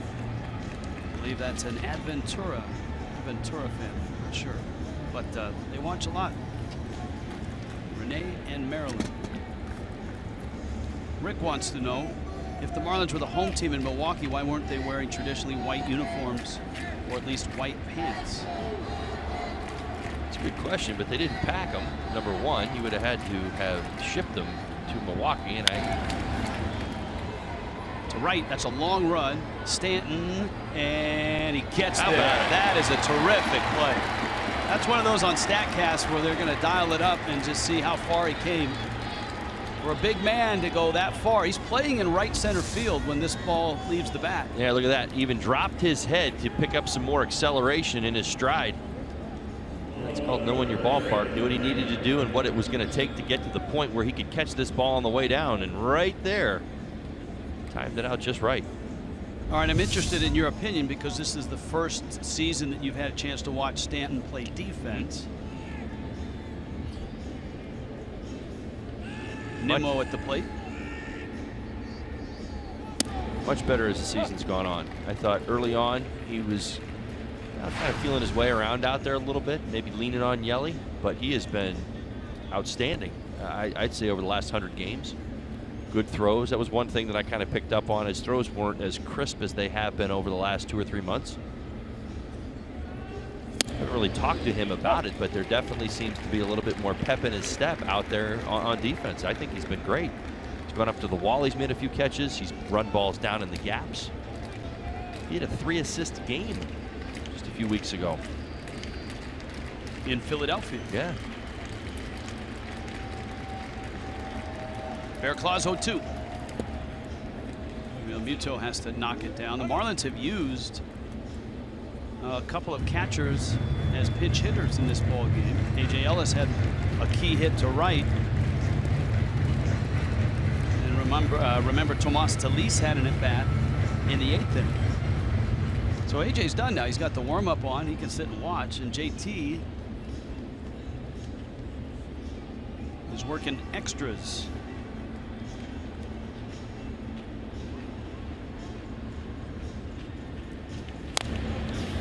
That's what AJ's known for, right? Getting a big pinch hit, just running back in and putting his hitting jacket on. Just like San Francisco. San Francisco.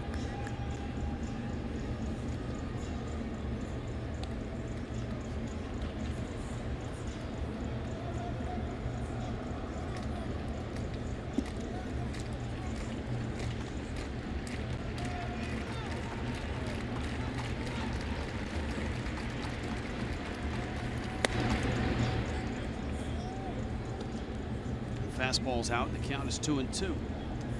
This was the hashtag tonight was what, 50-50? Well,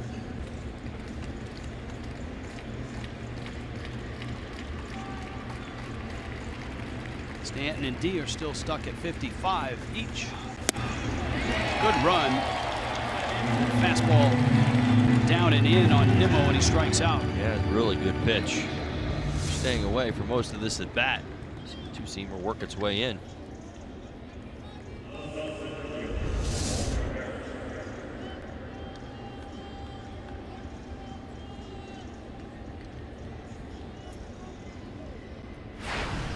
Here is Ligares with 2 outs. Marlins will have Bohr, Real Muto, and Dietrich up again in the 10th, the bottom half of this, the 10th.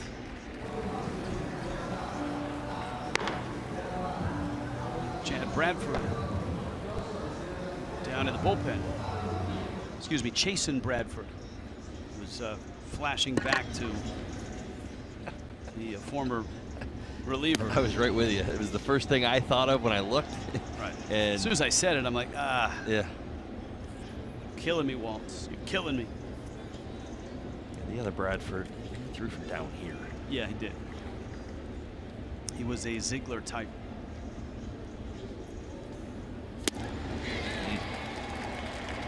Good life on the breaking ball tonight. Bear Claw.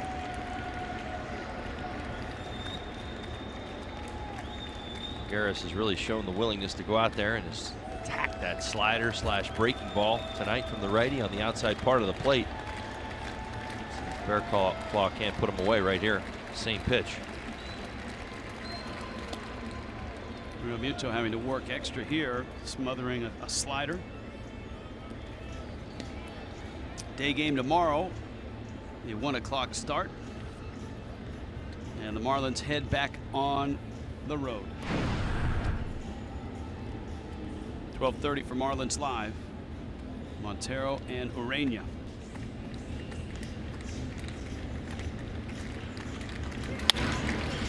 Roller out towards second. It's Dietrich, whips it on over to first.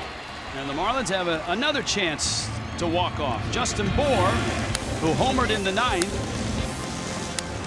will lead off the 10th.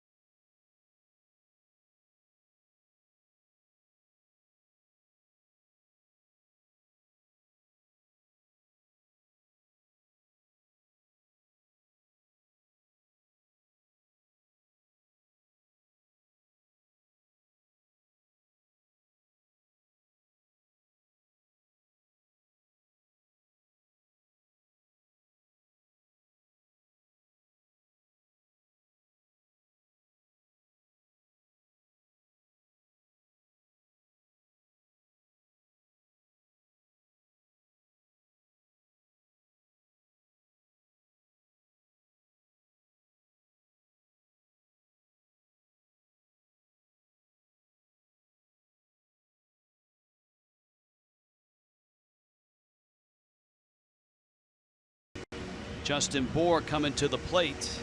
This is bottom 10. Bohr opened bottom 9 with a solo homer against A.J. Ramos, and that was the start of a 3-run rally that tied the game. I have a question about the scorecard of an umpire. Wanting to know if the umpire actually reads the scorecard after the game or takes out, and if not, why do they bother with scorecards? Well, they keep it, especially in September, because that keeps the batting orders, who comes in where. Of course, remember we had that disagreement up in Milwaukee. Marlins bench wasn't happy with the home plate umpire and their scorecard, and Don Mattingly was tossed out. Bohr fouls that back to the screen.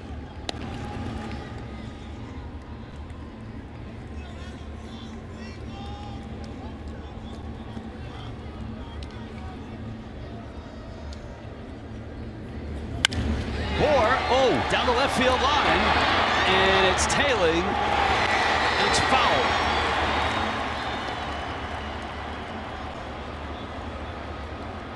Well, that was close. It stayed in the ballpark, but not in fair territory.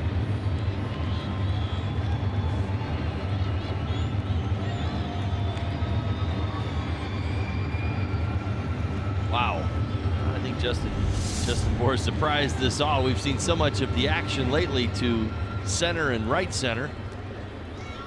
He hit that one hard off the bat. Question was fair or foul. It's his return. 13 for 35, 371. And of course, we knew the home run was coming with all the line drives and the extra base hits he was getting, and it did. To right center on a breaking ball. 22 now on the season. 1-2 pitch. Big shift on for Bohr. 3 infielders right side.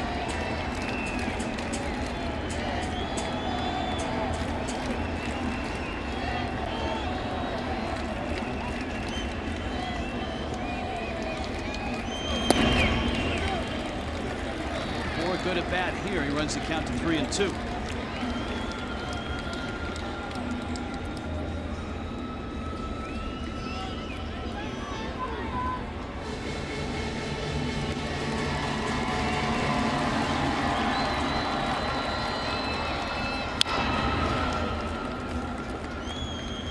Have you ever known a numerologist?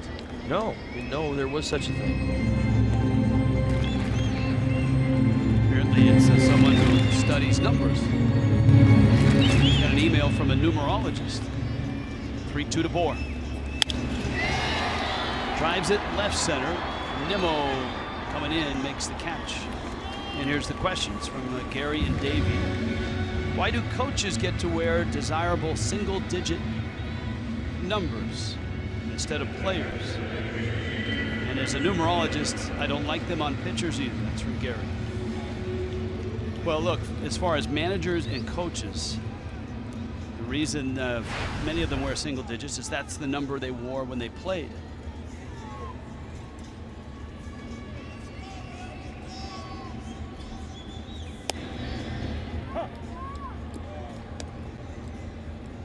Terry Collins wears number 10. That's not single digits. That's a desirable number. But he wears it in honor of the guy that gave him his first major league job, Jim Leyland, former world champion manager of the Marlins. Leyland was on the major league staff of those Pittsburgh teams in '92 and '93.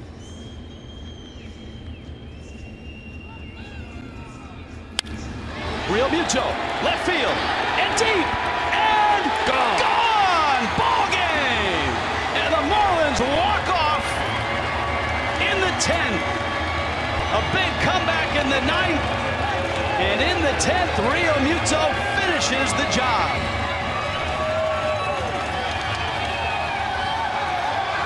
JT kept the 9th alive with his legs. He ends this one with his bat.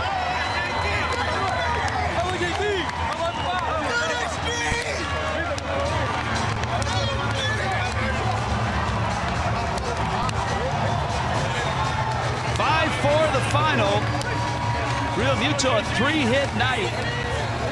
And his 17th homer of the season is a big one.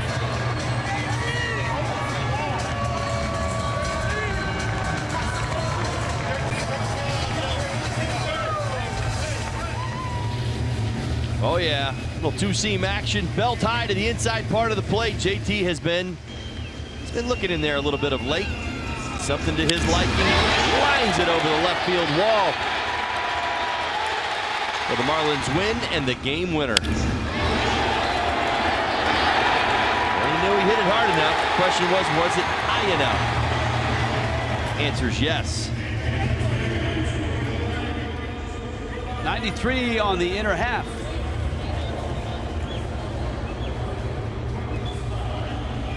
Let's go down to Jessica Blaylock. Jess? All right, thanks so much, Rich.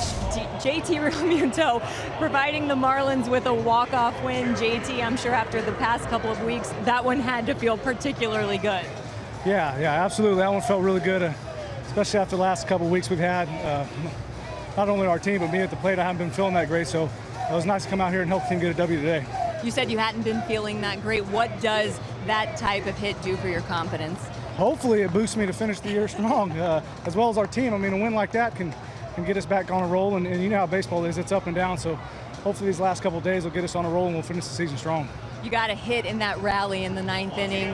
What was it like facing your former teammate, A.J. Ramos? It was a little different. I told Darno when I got in the box, I was like, man, this is a little awkward. You know, I've caught this guy a lot of innings, but never stood in the box against him. But we had a lot of huge hits that inning. Obviously, JB's, Ichiro, Ellis, those guys came up with huge hits that inning to keep us in the ball game. So it was a good all-around effort. Yeah, I mean, that's what we saw in that ninth, was this team battle. I know, again, it's been a tough stretch, but what kind of fight have you seen in this team, especially in a game like this? Yeah, I mean, we've been struggling lately, so it was good to see the guys these last couple days go out and really fight. Got a big win yesterday, and then the comeback tonight. It's just huge for us. It shows the kind of guts we have on this team. Appreciate the time. Congratulations on the win. Guys. All right, thank you, Jessica. Nice job, Jess. Nice job, JT and Miami. Down 4-1 in the ninth. With A.J. Ramos on the mound, they rallied for 3. You actually heard Real Muto recap that inning with the Bohr homer and the big hits from Ellis and Ichiro. And this one leaves the yard. 5-4 final. Marlins Live is coming up next.